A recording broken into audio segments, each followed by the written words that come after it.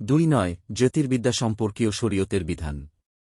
ইমাম বুখারী তার সহিহ গ্রন্থে বলেছেন, কাতাদাহ রাত বলেছেন, আল্লাহ তাআলা এসব নক্ষত্ররাজিকে 3টি উদ্দেশ্যে সৃষ্টি করেছেন: আকাশের সৌন্দর্যের জন্য, আঘাতের মাধ্যমে শয়তান বিতাড়নের জন্য এবং দিকভ্রান্ত পথিকদের নিদর্শন হিসেবে পথের দিশা পাওয়ার জন্য। যে ব্যক্তি এ উদ্দেশ্য ছাড়া এর ভিন্ন ব্যাখ্যা দিবে সে ভুল করবে এবং তার ভাগ্য নষ্ট করবে। আর এমন জটিল কাজ তার ঘাড়ে নিবে যে সম্পর্কে তার কোনো জ্ঞানই থাকবে না। কাতাদাহ রাত চাঁদের কক্ষ সংক্রান্ত বিদ্যার্জন অর্থাৎ জ্যোতির্বিদ্যা অপছন্দ করতেন। আর ওয়াইনা এ বিদ্যার্জনের অনুমতি দেননি। উভয়ের কাছ থেকে হারব একথা বর্ণনা করেছেন ইমাম আহমদ এবং ইসহাক চাঁদের কক্ষপথ জানার অনুমতি দিয়েছেন। আবু মুসা আশারী থেকে বর্ণিত আছে, রাসূল সাল্লাল্লাহু আলাইহি ওয়াসাল্লাম এরশাদ করেছেন, 3 শ্রেণীর লোক জান্নাতে প্রবেশ করতে পারবে না। 1 মাদকাসক্ত ব্যক্তি, 2 আত্মীয়তার বন্ধন ছিন্নকারী এবং 3 জাদুর প্রতি বিশ্বাস স্থাপনকারী। আহমাদ ইবনু হিব্বান। এ অধ্যায় থেকে নিম্নোক্ত বিষয়গুলো জানা যায়: 1 নক্ষত্র সৃষ্টির রহস্য। 2 নক্ষত্র সৃষ্টির ভিন্ন উদ্দেশ্য বর্ণনাকারী সমুচিত জবাব প্রদান। 3 কক্ষ সংক্রান্ত বিদ্যার্জনের ব্যাপারে মতভেদের উল্লেখ। 4 জাদু বাতিল জানা সত্ত্বেও যে ব্যক্তি জাদুর অন্তর্ভুক্ত সামান্য জিনিসেও বিশ্বাস করবে তার প্রতি কঠোর হুঁশিয়ারি। 3 নক্ষত্রের ওসিলায় বৃষ্টি কামনা করা। 1 আল্লাহ তাআলা এরশাদ করেছেন, 8 তোমরা নক্ষত্রের মধ্যে তোমাদের রিজিক নিহত আছে মনে করে আল্লাহর নিয়ামতকে মিথ্যা প্রতিপন্ন করেছ। ওয়াকিয়া 8:2 আবু মালেক আশারী থেকে বর্ণিত আছে, রাসূল সাল্লাল্লাহু আলাইহি ওয়াসাল্লাম এরশাদ করেছেন, জাহেলি যুগে 4টি কুস্বভাব আমার উম্মতের মধ্যে বিদ্যমান থাকবে, যা তারা পুরোপুরি পরিত্যাগ করতে পারবে না। 1 আভিজাত্যের অহংকার করা। 2 বংশের বদনাম গাওয়া। 3 নক্ষত্রের মাধ্যমে বৃষ্টির পানি কামনা করা এবং 4 মৃত ব্যক্তির জন্য বিলাপ করা। তিনি আরও বলেন, মৃত ব্যক্তির জন্য বিলাপকারিণী তার মৃত্যুর পূর্বে যদি তাওবা না করে তবে কেয়ামতের দিন তেল চিটচিটে জামা আর মরিচা ধরা বর্ম পরিধান করে উঠবে।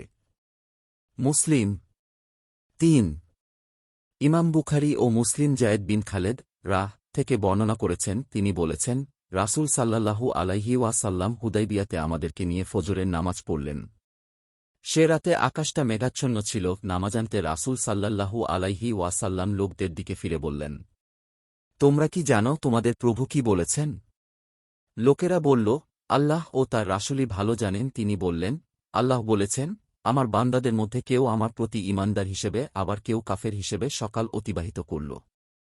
যে ব্যক্তি বলেছে আল্লাহর ফজল ও রহমতে বৃষ্টি হয়েছে সে আমার প্রতি ঈমান এনেছে আর নক্ষত্রকে অস্বীকার করেছে।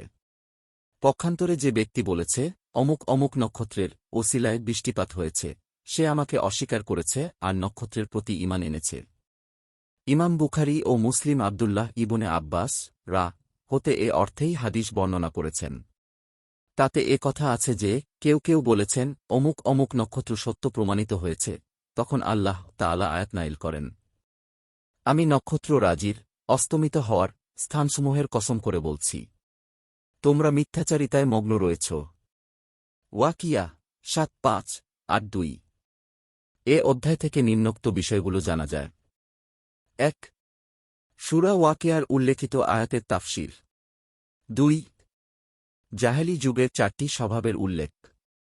3 উল্লেখিত স্বভাবগুলোর কোনটির কুফরি হওয়া উল্লেখ। 4 এমন কিছু কুফরি আছে যা মুসলিম মিল্লাত থেকে একেবারে নিশ্চিহ্ন হবে না। 5 বান্দাদের মধ্যে কেউ আমার প্রতি বিশ্বাসী আবার কেউ অবিশ্বাসী হয়েছে। এ বাণীর উপলক্ষ হচ্ছে আল্লাহ তাআলার নিয়ামত বৃষ্টি নাইল হওয়া। 6 এ ব্যাপারে ঈমানের জন্য মেধা ও বিচক্ষণতা প্রয়োজন। 7 এক্ষেত্রে কুফরি থেকে বাঁচার জন্য বুদ্ধিমত্তা ও বিচক্ষণতার প্রয়োজন। 8 অমুক অমুক নক্ষত্রের প্রভাব সত্য বলে প্রমাণিত হয়েছে, এর মর্মার্থ বুঝতে হলে জ্ঞানবুদ্ধি প্রয়োজন। 9 তোমরা জানো কি তোমাদের রব কি বলেছেন? এ কথা দ্বারা এটা প্রমাণিত হয় যে কোনো বিষয় শিক্ষাদানের জন্য শিক্ষক ছাত্রকে প্রশ্ন করতে পারেন। 1-0 মৃত ব্যক্তির জন্য বিলাপকারিণীর জন্য কঠোর হুঁশিয়ারি উচ্চারণ। 3-1 সূরা বাকারার 1-6 নং আয়াতের তাফসীর এবং সূরা তাওবার 2-4 নং আয়াতের তাফসীর। 1 আল্লাহ তাআলা ইরশাদ করেছেন 1-6-5 মানুষের মধ্যে এমন মানুষও রয়েছে যারা আল্লাহ ব্যতীত অপরকে সদৃশ স্থির করে, আল্লাহকে ভালোবাসার ন্যায় তাদেরকে ভালোবাসে। বাকারা 1-6-5। 2 আল্লাহ তাআলা আরও ইরশাদ করেছেন 2-4 হে রাসূল, আপনি বলে দিন, যদি তোমাদের মাতাপিতা, সন্তান-সন্ততি, ভাই-বোন, তোমাদের স্ত্রী, আত্মীয়স্বজন, তোমাদের অর্জিত ধনসম্পদ, তোমাদের ওই ব্যবসা যার লোকসান হওয়াকে তোমরা অপছন্দ করো, তোমাদের পছন্দনীয় বাড়িঘর, তোমাদের নিকট আল্লাহ, তার রাসূল এবং তারই পথে জিহাদ করার চেয়ে বেশি প্রিয় হয়, তাহলে তোমরা আল্লাহর চূড়ান্ত ফায়সালা আসা পর্যন্ত অপেক্ষা করো।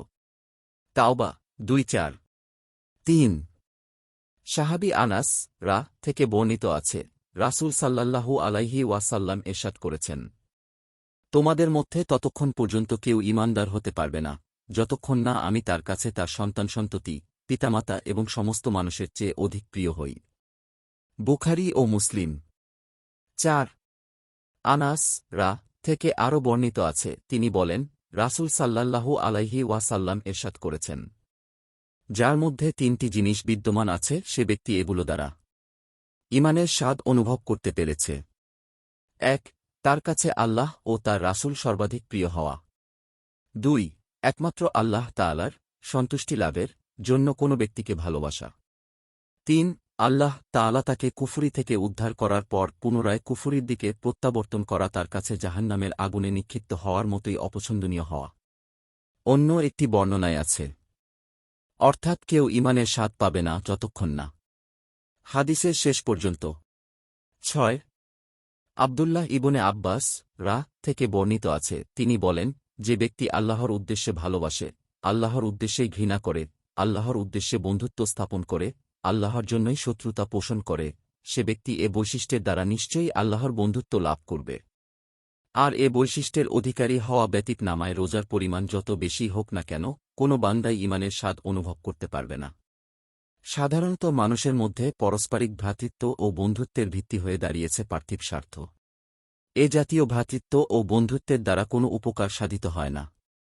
ইবনে জারির আব্দুল্লাহ ইবনে আব্বাস রা বলেন, অর্থাৎ তাদের সম্পর্ক বিচ্ছিন্ন হয়ে যাবে। এ সম্পর্ক হচ্ছে বন্ধুত্ব ও ভালোবাসার সম্পর্ক। এ অধ্যায় থেকে নিম্নোক্ত বিষয়গুলো জানা যায়। 1 সূরা বাকারার 1-6 নং আয়াতের তাফসীর। 2 সূরা তাওবার 2-4 নং আয়াতের তাফসীর। 3 রাসূল সাল্লাল্লাহু আলাইহি ওয়াসাল্লাম এর প্রতি ভালোবাসাকে জীবন, পরিবার ও ধন সম্পদের উপর অগ্রাধিকার দেয়া ওয়াজিব। 4 কোন বিষয় এমন আছে যা ঈমানের পরিপন্থী হলেও এর দ্বারা ইসলামের গণ্ডি থেকে বের হয়ে যাওয়া বোঝায় না, এমতাবস্থায় তাকে অপূর্ণাঙ্গ মুমিন বলা যেতে পারে। 5 ঈমানের একটা স্বাদ আছে, মানুষ কখনো এ স্বাদ অনুভব করতেও পারে, আবার কখনো অনুভব নাও করতে পারে। 6 অন্তরের এমন 4টি আমল আছে যা ছাড়া আল্লাহর বন্ধুত্ব ও নৈকট্য লাভ করা যায় না, ঈমানের স্বাদ ও অনুভব করা যায় না। 7 একজন প্রখ্যাত সাহাবী দুনিয়ার এ বাস্তবতা উপলব্ধি করতে পেরেছিল যে পারস্পরিক ভ্রাতৃত্ব সাধারণত গড়ে ওঠে পার্থিব বিষয়ের ভিত্তিতে। 8 এর তাফসীর। 9 মুশরিকদের মধ্যেও এমন লোক রয়েছে যারা আল্লাহকে খুব ভালোবাসে, কিন্তু শিরকের কারণে এ ভালোবাসা অর্থহীন। 10 যে ব্যক্তি আল্লাহর সাথে কাউকে শরিক করে এবং ওই শরিককে আল্লাহকে ভালোবাসার মতোই ভালোবাসে সে শিরকে আকবার অর্থাৎ বড় ধরনের শিরক করল। 3 আল্লাহর ভয়। 1 আল্লাহ তাআলা ইরশাদ করেছেন 1-7-5 এরা হল শয়তান, যারা তোমাদেরকে তার বন্ধুদের কাফের বেঈমান দ্বারা ভয় দেখায়। তোমরা যদি প্রকৃত মোমেন হয়ে থাকো তাহলে তাদেরকে, শয়তানের সহচরদেরকে ভয় করো না, বরং আমাকে ভয় করো। আল ইমরান 1-7-5। 2 আল্লাহ তাআলা আরও ইরশাদ করেছেন 1-8 আল্লাহর মসজিদগুলোকে একমাত্র তারাই আবাদ করতে পারে যারা আল্লাহ এবং আখেরাতের প্রতি ঈমান রাখে, নামাজ কায়েম করে, যাকাত আদায় করে এবং একমাত্র আল্লাহকে ছাড়া আর কাউকে ভয় করে না। তাওবা 1:8-3। আল্লাহ তাআলা অন্য আয়াতে ইরশাদ করেছেন 1:0। মানুষের মধ্যে এমন কিছু মানুষ আছে যারা বলে, আমরা আল্লাহর উপর ঈমান এনেছি। এরপর যখন আল্লাহর পথে তারা দুঃখ কষ্ট পায়, তখন মানুষের চাপানো দুঃখ কষ্টের পরীক্ষাকে তারা আল্লাহর আযাবের সমতুল্য মনে করে। আনকাবুত 1:0-4। আবু সাঈদ খুদরী থেকে মারফু হাদিসে বর্ণিত আছে, ঈমানের দুর্বলতা হচ্ছে আল্লাহ তাআলাকে অসন্তুষ্ট করে মানুষকে সন্তুষ্ট করা, আল্লাহর রিজিক ভোগ করে মানুষের গুণগান করা, তোমাকে আল্লাহ যা দান করেননি তার ব্যাপারে মানুষের বদনাম করা। কোনো লোভীর লোভ আল্লাহর রিজিক টেনে আনতে পারে না, আবার কোনো ঘৃণাকারীর ঘৃণা আল্লাহর রিজিক বন্ধ করতে পারে না। 5। আয়েশা থেকে বর্ণিত আছে, রাসূল সাল্লাল্লাহু আলাইহি ওয়াসাল্লাম ইরশাদ করেছেন, যে ব্যক্তি মানুষকে নারাজ করে আল্লাহর সন্তুষ্টি চায়, তার উপর আল্লাহ সন্তুষ্ট থাকেন, আর মানুষকেও তার প্রতি সন্তুষ্ট করে দেন। পক্ষান্তরে যে ব্যক্তি আল্লাহকে নারাজ করে মানুষের সন্তুষ্টি চায়, তার উপর আল্লাহ অসন্তুষ্ট হন এবং মানুষকেও তার প্রতি অসন্তুষ্ট করে দেন। ইবনে হিব্বান। এ অধ্যায় থেকে নিম্ন বর্ণিত বিষয়গুলো জানা যায়। 1। সূরা আল ইমরানের 175 নং আয়াতের তাফসীর। 2। সূরা তাওবার 1:8 নং আয়াতের তাফসীর। 3। সূরা আনকাবুতের 1:0 নং আয়াতের তাফসীর। 4। ঈমান শক্তিশালী হওয়া আবার দুর্বল হওয়া সংক্রান্ত কথা। 3. তাওয়াক্কুল বা আল্লাহর উপর ভরসা। 1। আল্লাহ তাআলা ইরশাদ করেছেন 2-3, তোমরা যদি মুমিন হয়ে থাকো তাহলে একমাত্র আল্লাহর উপরই ভরসা করো। মায়েদা 2-3। 2। আল্লাহ তাআলা আরও ইরশাদ করেছেন 2। একমাত্র তারাই মুমিন যাদের সামনে আল্লাহর কথা স্মরণ করা হলে তাদের অন্তরে ভয়ের সঞ্চার হয়। আনফাল 2-3। যে ব্যক্তি আল্লাহর উপর ভরসা করে তার জন্য আল্লাহ তাআলাই যথেষ্ট। সূরা তালাক 3-4। ইবনে আব্বাস থেকে বর্ণিত আছে, তিনি বলেন, এ কথা ইব্রাহিম তখন বলেছিলেন যখন তাকে অগ্নিকুণ্ডে নিক্ষেপ করা হয়েছিল, আর মুহাম্মদ কথা বলেছিলেন তখন যখন তাকে বলা হল, লোকেরা আপনাদের বিরুদ্ধে এক শক্তিশালী বাহিনী জড়ো করেছে, অতএব তাদেরকে ভয় করুন। তখন তাদের ঈমান আরও বৃদ্ধি গেল। আল ইমরান 1:7-3। এ অধ্যায় থেকে নিম্নোক্ত বিষয়গুলো জানা যায়। 1। আল্লাহর উপর ভরসা ফরজ। 2। আল্লাহর উপর ভরসা করা ঈমানের শর্ত। 3। সূরা আনফালের 2 নং আয়াতের ব্যাখ্যা। 4। আয়াতটির তাফসীর শেষাংশেই রয়েছে। 5। সূরা তালাকের 3 নং আয়াতের তাফসীর। 6। কথাটি ইব্রাহিম ও মুহাম্মদ সাল্লাল্লাহু আলাইহি ওয়াসাল্লাম বিপদের সময় বলার কারণে এর গুরুত্ব ও মর্যাদা। 3-4 সূরা আরাফের 9 নং আয়াতের তাফসীর এবং সূরা হিজরের 5-6 নং আয়াতের তাফসীর। 1। আল্লাহ তাআলা ইরশাদ করেছেন 9 তারা কি আল্লাহর পাকড়াও থেকে বাঁচার ব্যাপারে নিশ্চিন্ত নির্ভয় হয়ে গেছে? বস্তুত আল্লাহর পাকড়াও থেকে বাঁচার ব্যাপারে একমাত্র হতভাগ্য ক্ষতিগ্রস্ত ছাড়া অন্য কেউ ভয়হীন হতে পারে না। আরাফ 9-9। 2। আল্লাহ তাআলা আরও ইরশাদ করেছেন 5-6 একমাত্র পথভ্রষ্ট লোকেরা ছাড়া স্বীয় রবের রহমত থেকে আর কে নিরাশ হতে পারে? সূরা হিজর 5-6। 3। ইবনে আব্বাস থেকে বর্ণিত আছে যে রাসূল সাল্লাল্লাহু আলাইহি ওয়াসাল্লামকে কবিরা গুনাহ সম্পর্কে জিজ্ঞাসা করা হলে তিনি জবাবে বলেছেন, কবিরা গুনাহ হচ্ছে আল্লাহর সাথে কাউকে শরিক করা, আল্লাহর রহমত থেকে নিরাশ হওয়া এবং আল্লাহর পাকড়াও থেকে নিজেকে নিরাপদ মনে করা। 4। আব্দুল্লাহ ইবনে মাসুদ বলেছেন, সবচেয়ে বড় গুনাহ হচ্ছে আল্লাহর শাস্তি হতে নিজেকে নিরাপদ মনে করা, আল্লাহর রহমত হতে নিরাশ হওয়া এবং আল্লাহর করুণা থেকে নিজেকে বঞ্চিত মনে করা।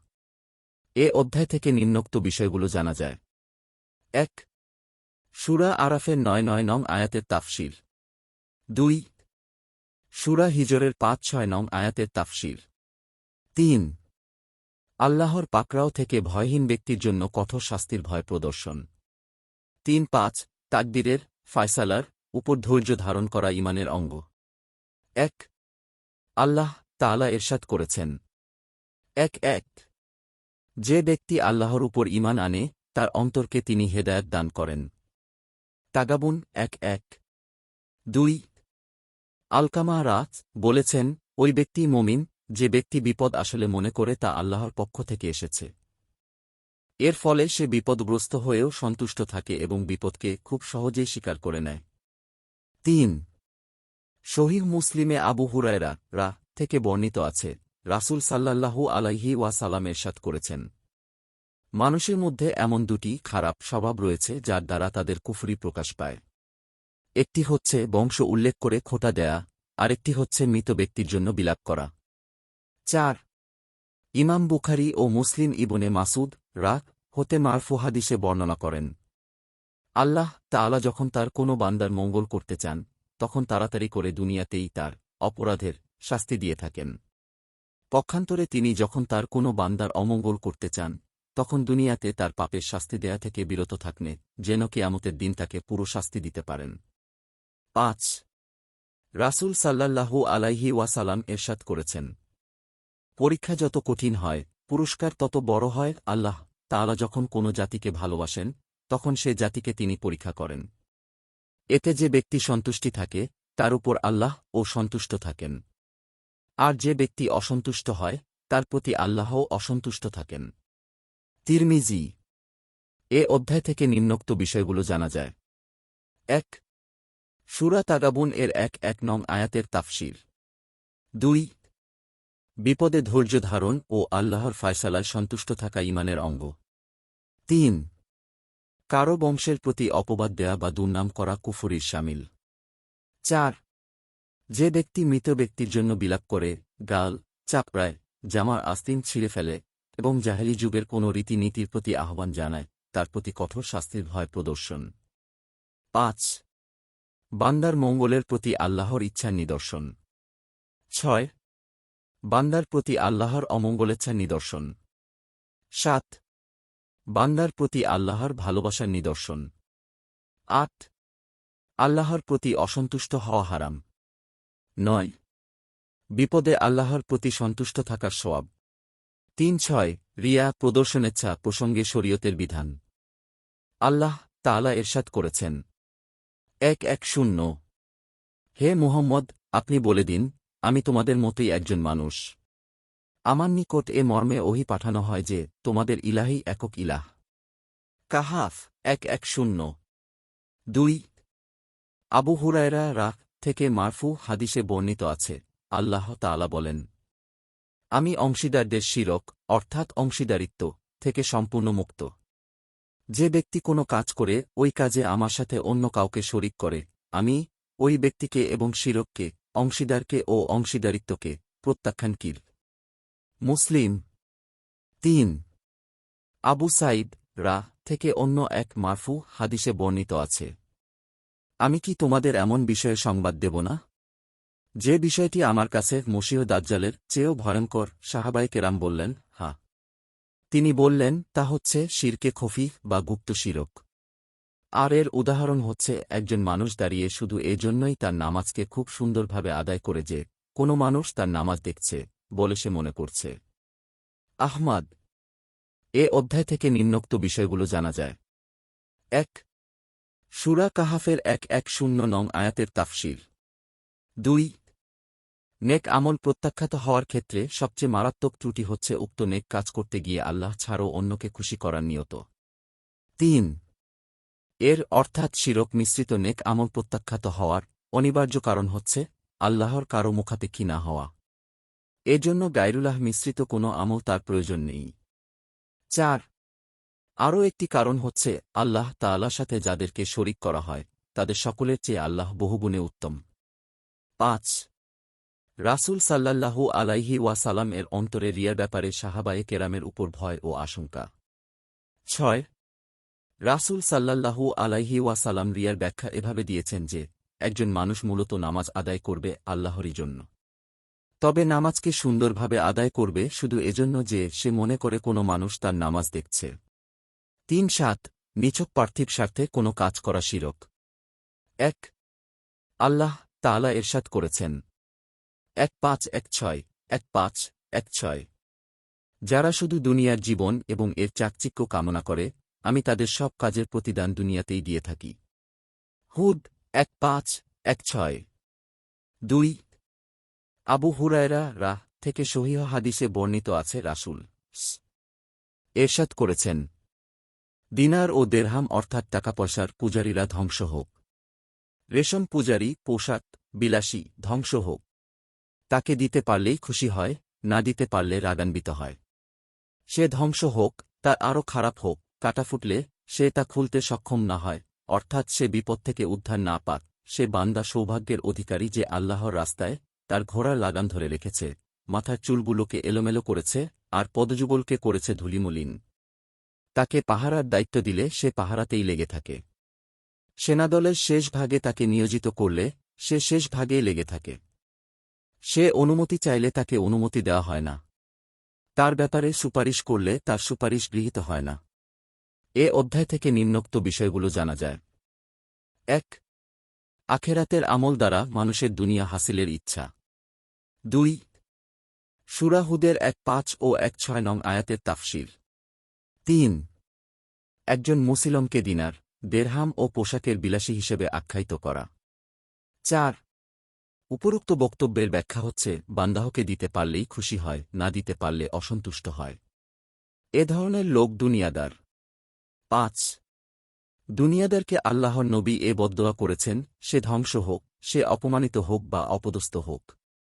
৬ দুনিয়াদারকে এ বলেও বদদোয়া করেছেন, তার গায়ে কাটা ফুটুক এবং তা সে খুলতে না পারুক।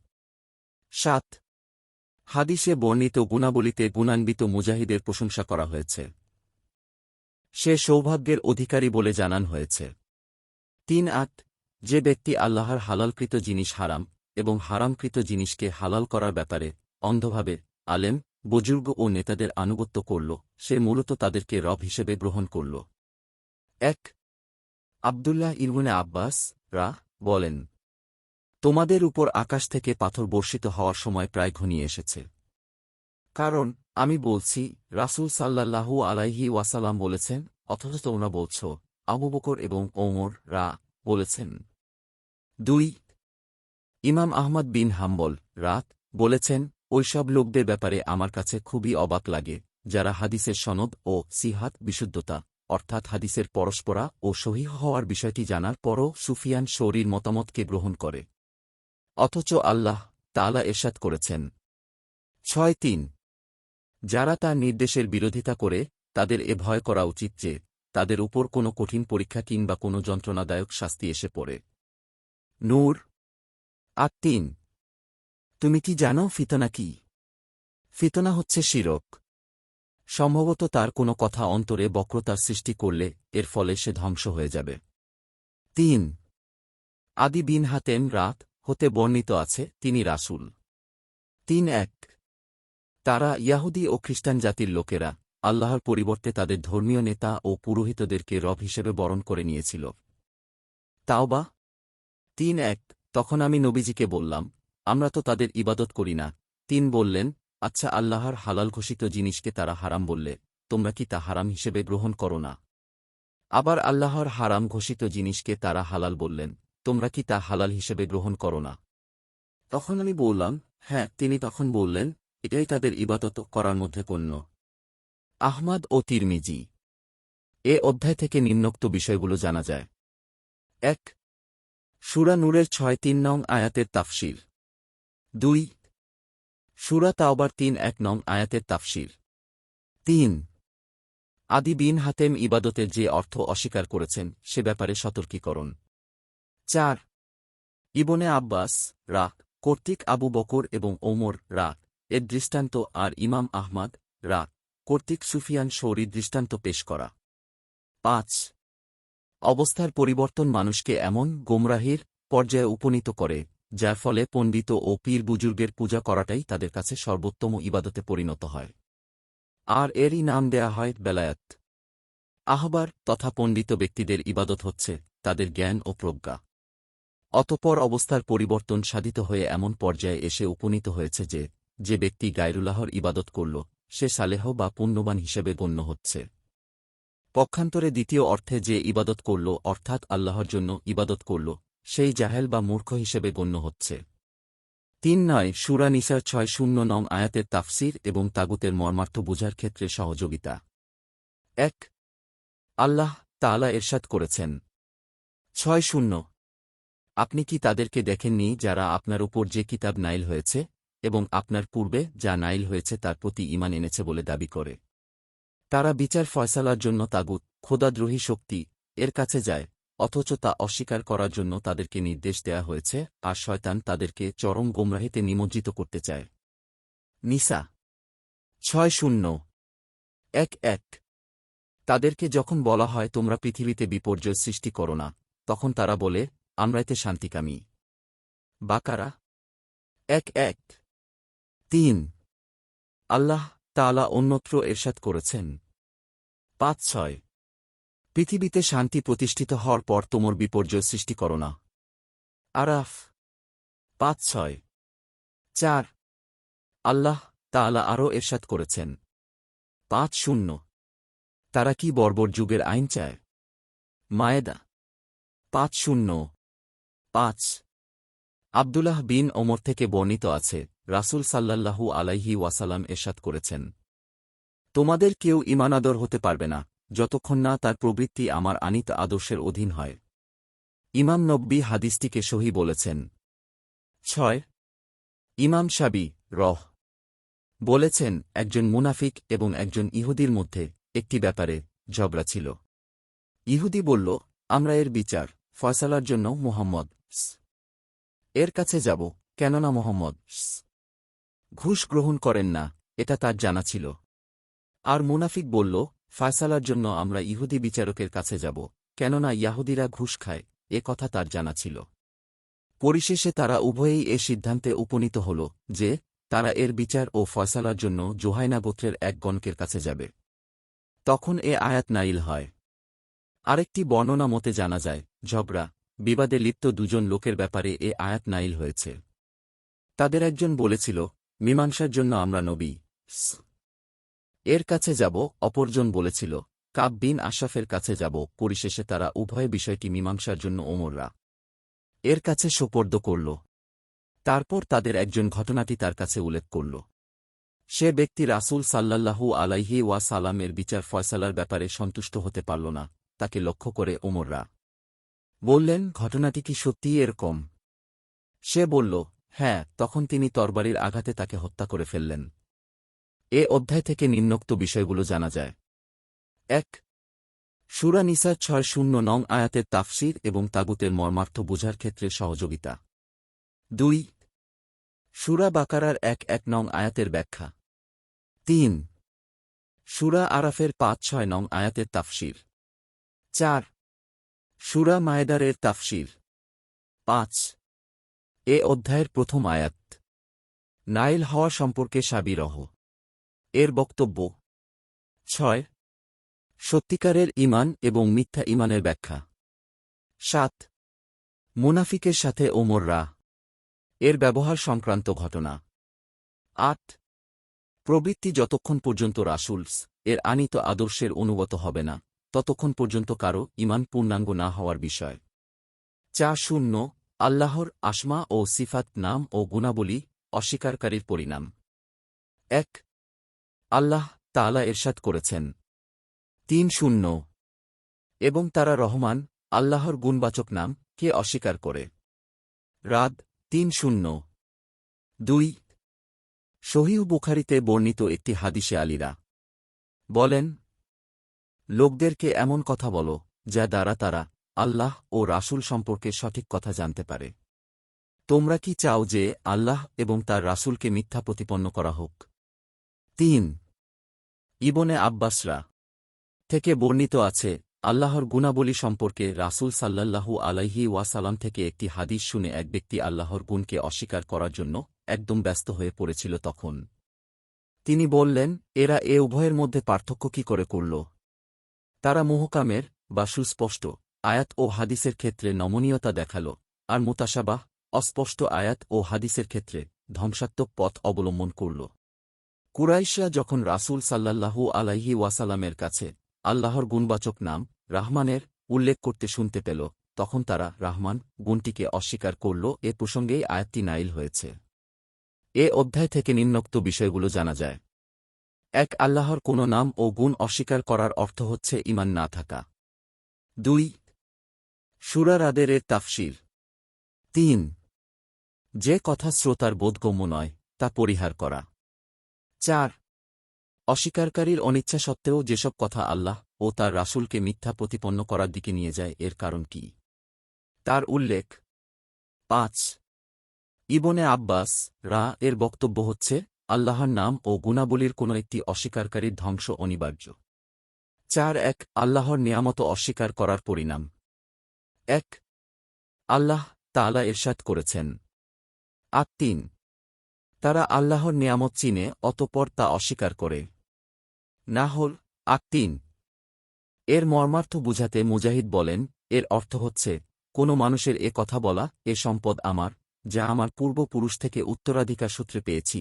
আউন ইবনে আব্দিল্লাহ বলেন, এর অর্থ হচ্ছে, কোনো ব্যক্তির এ কথা বলা, অমুক ব্যক্তি না হলে এমনটি হতো না। ইবনে কুতাইবা এর ব্যাখ্যায় বলেন, মুশরিকরা বলে, এটা হয়েছে আমাদের ইলাহদের সুপারিশের বদৌলতে। আবু আব্বাস জায়েদ ইবনে খালেদের হাদিসে, যাতে একটা আছে, আল্লাহ তাআলা বলেন, আমার কোনো বান্দার ভোরে নিদ্রা ভঙ্গ হয় মুমিন অবস্থায়, আবার কারো ভোর হয় কাফির অবস্থায় উল্লেখ করে বলেন। এ ধরনের অনেক বক্তব্য কুরআন ও সুন্নায় উল্লেখ করা হয়েছে। যে ব্যক্তি নিয়ামত দানের বিষয়টি গায়রুল্লাহর সাথে সম্পৃক্ত করে এবং আল্লাহর সাথে কাউকে শরিক করে, আল্লাহ তার নিন্দা করেন। উপরোক্ত আয়াতের ব্যাখ্যায় কোনো সালাফে সালেহিন বলেন, বিষয়টি মুশরিকদের এ কথার মতোই। অঘটন থেকে বাঁচার কারণ হচ্ছে অনুকূল বাতাস আর মাঝির বিচক্ষণতা। এ ধরনের আরও অনেক কথা রয়েছে যা সাধারণ মানুষের মুখে বহুল প্রচলিত। এ অধ্যায় থেকে নিম্ন বর্ণিত বিষয়গুলো জানা যায়। ১. নিয়ামত সংক্রান্ত জ্ঞান এবং তা অস্বীকার করার ব্যাখ্যা। ২. জেনে শুনে আল্লাহর নিয়ামত অস্বীকারের বিষয়টি মানুষের মুখে বহুল প্রচলিত। ৩. মানুষের মুখে বহুল পরিচালিত এসব কথা আল্লাহর নিয়ামত অস্বীকার করারই শামিল। ৪. অন্তরে দুটি বিপরীতধর্মী বিষয়ের সমাবেশ। ৪.২. আল্লাহ তাআলার সাথে কাউকে শরিক না করা। ১. আল্লাহ তাআলা ইরশাদ করেছেন ২.২.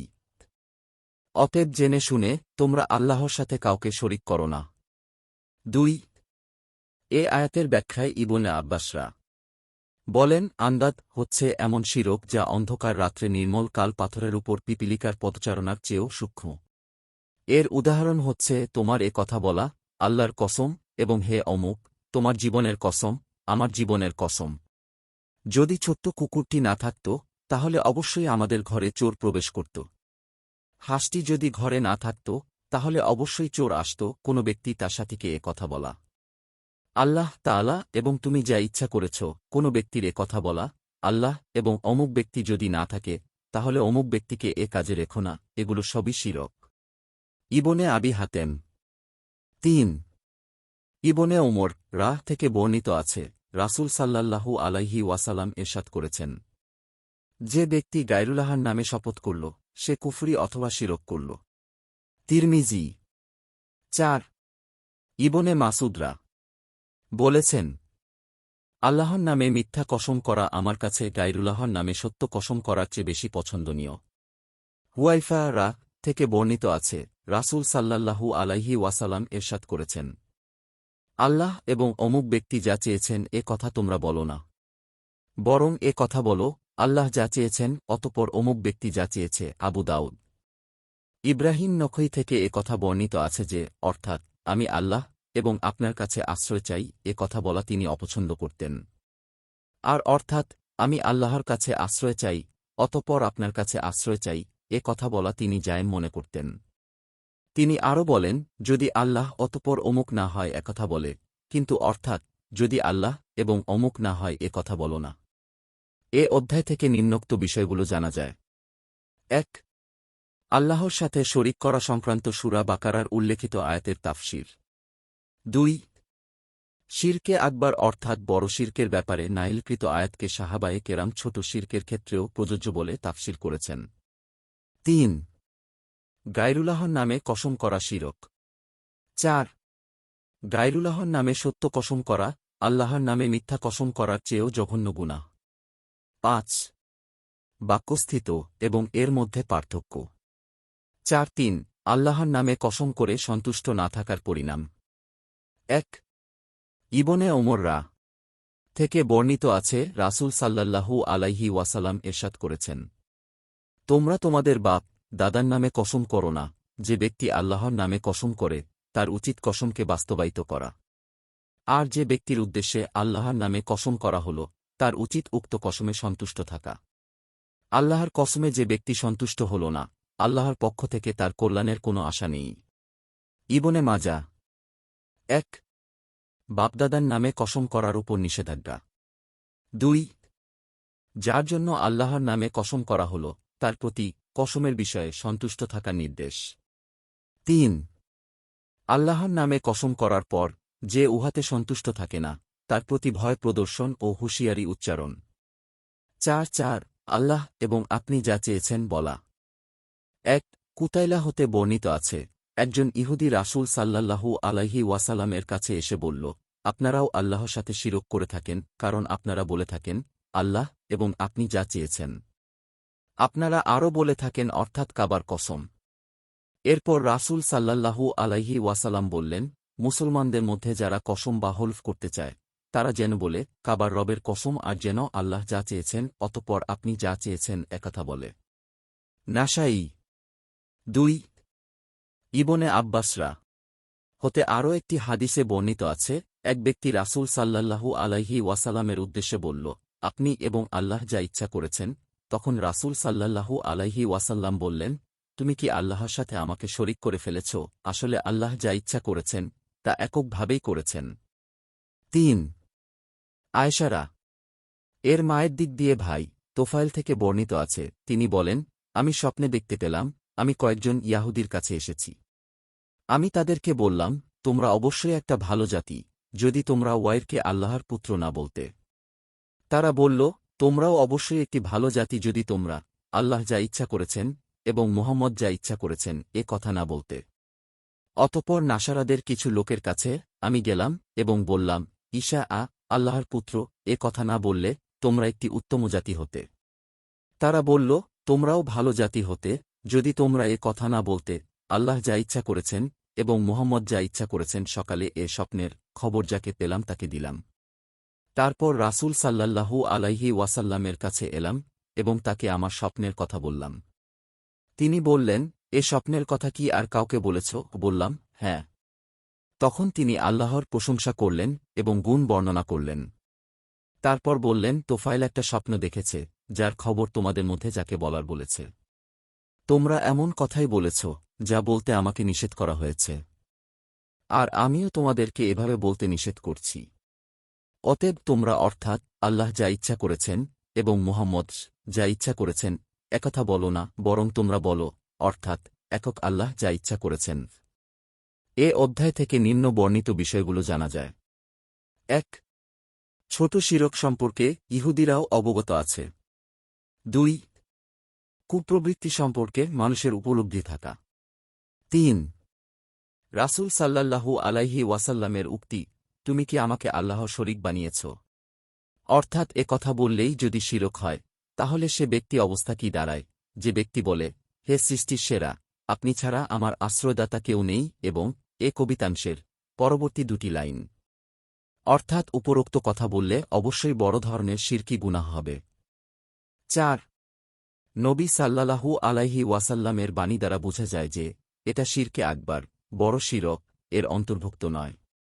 ৫ নেক স্বপ্ন ওহীর শ্রেণীভুক্ত। ৬ স্বপ্ন শরীয়তের কোনো বিধান জারির কারণ হতে পারে। ৪-৫ যে ব্যক্তি জমানাকে গালি দেয় সে আল্লাহকে কষ্ট দেয়। ১ আল্লাহ তাআলা ইরশাদ করেছেন 2:4 অবিশ্বাসীরা বলে শুধু দুনিয়ার জীবনই আমাদের জীবন। আমরা এখানেই মরি ও বাঁচি। জমানা ব্যতীত অন্য কিছুই আমাদেরকে ধ্বংস করতে পারে না।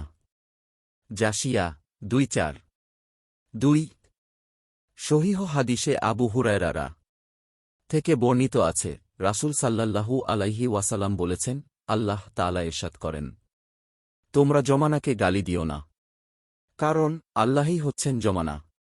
এ অধ্যায় থেকে নিম্নোক্ত বিষয়গুলো জানা যায়। 1 কাল বা জমানাকে গালি দেয়া নিষেধ। 2 জমানাকে গালি দেওয়া আল্লাহকে কষ্ট দেয়ারই নামান্তর। 3 আল্লাহই হচ্ছেন জমানা। রাসূল সাল্লাল্লাহু আলাইহি ওয়াসাল্লামের এর বাণীর মধ্যে গভীর চিন্তার বিষয় নিহিত আছে।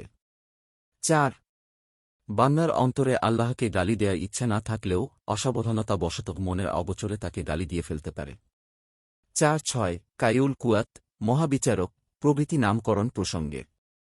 1 আবু হুরায়রা থেকে বর্ণিত সহিহ হাদিসে রাসূল সাল্লাল্লাহু আলাইহি ওয়াসাল্লাম ইরশাদ করেছেন, আল্লাহ তাআলার কাছে ওই ব্যক্তির নাম সবচেয়ে নিকৃষ্ট যার নামকরণ করা হয় রাজাধিরাজ বা প্রভুর প্রভু। আল্লাহ ব্যতীত কোনো প্রভু নেই। বুখারী। সুফিয়ান সওরী বলেছেন, রাজাধিরাজ কথাটি শাহানশাহ এর মতোই একটি নাম। আরও একটি বর্ণনা মতে রাসূল সাল্লাল্লাহু আলাইহি ওয়াসাল্লাম ইরশাদ করেছেন, কিয়ামতের দিন আল্লাহর কাছে সবচেয়ে নিকৃষ্ট এবং খারাপ ব্যক্তি হচ্ছে যার নামকরণ করা হচ্ছে রাজাধিরাজ। উল্লেখিত হাদিসে শব্দের অর্থ হচ্ছে সবচেয়ে নিকৃষ্ট। এ অধ্যায় থেকে নিম্নোক্ত বিষয়গুলো জানা যায়। 1 রাজাধিরাজ নামকরণের প্রতি নিষেধাজ্ঞা। 2 রাজাধিরাজ এর অর্থ সুফিয়ান সওরী কর্তৃক বর্ণিত শাহানশাহ এর অর্থের অনুরূপ। 3 বর্ণিত ব্যাপারে এবং এ জাতীয় বিষয়ে সাবধানতা অবলম্বন করা। এক্ষেত্রে অন্তরে কি নিয়ত আছে তা বিবেচ্য নয়। 4 বুদ্ধিমত্তা ও বিচক্ষণতা সবই আল্লাহর উদ্দেশ্যে হওয়া বাঞ্ছনীয়। 4-7 আল্লাহর সম্মানার্থে শিরকি নামের পরিবর্তন।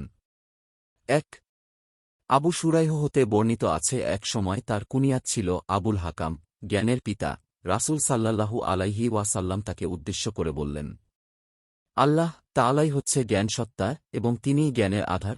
তখন আবু শুরাইহ বললেন, আমার কওমের লোকেরা যখন কোনো বিষয়ে মতবিরোধ করে তখন ফয়সালার জন্য আমার কাছে চলে আসে। তারপর আমি তাদের মধ্যে ফয়সালা করে দেই। এতে উভয় পক্ষই সন্তুষ্ট হয়ে যায়। রাসূল সাল্লাল্লাহু আলাইহি ওয়াসাল্লাম একটা শুনে বললেন, এটা কতই না ভালো। তোমার কি সন্তানাদি আছে? আমি বললাম, শুরাইহ, মুসলিম এবং আব্দুল্লাহ নামের 3টি ছেলে আছে। তিনি বললেন, তাদের মধ্যে সবার বড় কে? আমি বললাম, শুরাইহ। তিনি বললেন, অতএব তুমি আবু শুরাইহ, শুরাইহের পিতা। আবু দাউদ। এ অধ্যায় থেকে নিম্ন বর্ণিত বিষয়গুলো জানা যায়। 1 আল্লাহর আসমা ও সিফাত অর্থাৎ নাম ও গুণাবলীর সম্মান করা, যদিও এর অর্থ বান্দার উদ্দেশ্য না হয়। 2 আল্লাহর নাম ও সিফাতের সম্মানার্থে নাম পরিবর্তন করা। 3 কুনিয়াতের জন্য বড় সন্তানের নাম পছন্দ করা। 4-8 আল্লাহর জিকির, কুরআন এবং রাসূল সম্পর্কিত কোনো বিষয় নিয়ে খেলো তামাশা করা প্রসঙ্গে।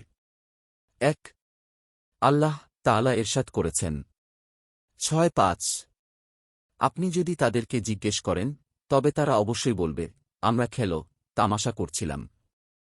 ফুসসিলাত 5-0 2 ইবনে ওমর, মুহাম্মদ বিন কাব, যায়েদ বিন আসলাম এবং কাতাদাহ থেকে বর্ণিত আছে, তাদের একের কথা অপরের কথার মধ্যে সামঞ্জস্য আছে।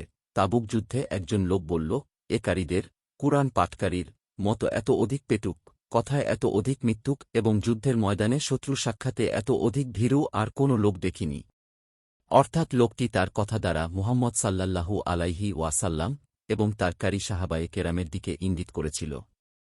আউফ বিন মালেক লোকটিকে বললেন, তুমি মিথ্যা কথা বলেছ, কারণ তুমি মুনাফিক। আমি অবশ্যই রাসূল সাল্লাল্লাহু আলাইহি ওয়াসাল্লামকে এ খবর জানাব। আউফ তখন এ খবর জানানোর জন্য রাসূল সাল্লাল্লাহু আলাইহি ওয়াসাল্লামের কাছে চলে গেলেন। গিয়ে দেখলেন কুরআন তার চেয়েও অগ্রগামী অর্থাৎ আউফ পৌঁছার পূর্বেই ওহির মাধ্যমে রাসূল সাল্লাল্লাহু আলাইহি ওয়াসাল্লাম ব্যাপারটি জেনে ফেলেছেন। এ ফাঁকে মুনাফিক লোকটি তার উটে চড়ে রাসূল সাল্লাল্লাহু আলাইহি ওয়াসাল্লামের কাছে চলে আসল। তারপর সে বলল, হে আল্লাহর রাসূল, চলার পথে আমরা অন্যান্য পথচারীদের মতো পরস্পরের হাসি, রং, তামাশা করছিলাম যাতে করে আমাদের পথ চলার কষ্ট লাঘব হয়।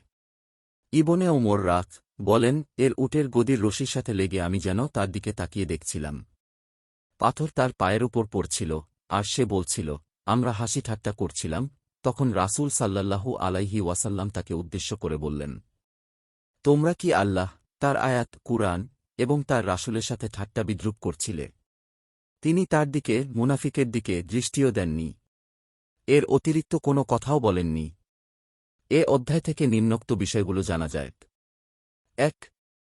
এখানে গুরুত্বপূর্ণ বিষয় হচ্ছে একথা অনুধাবন করা যে, আল্লাহ, কুরআন ও রাসূলের সাথে যারা ঠাট্টা বিদ্রূপ করে তারা কাফের। ২. এ ঘটনা সংশ্লিষ্ট আয়াতের তাফসীর ওই ব্যক্তির জন্য যে এ ধরনের কাজ করে, অর্থাৎ আল্লাহ, কুরআন ও রাসূলের সাথে ঠাট্টা বিদ্রূপ করে। ৩.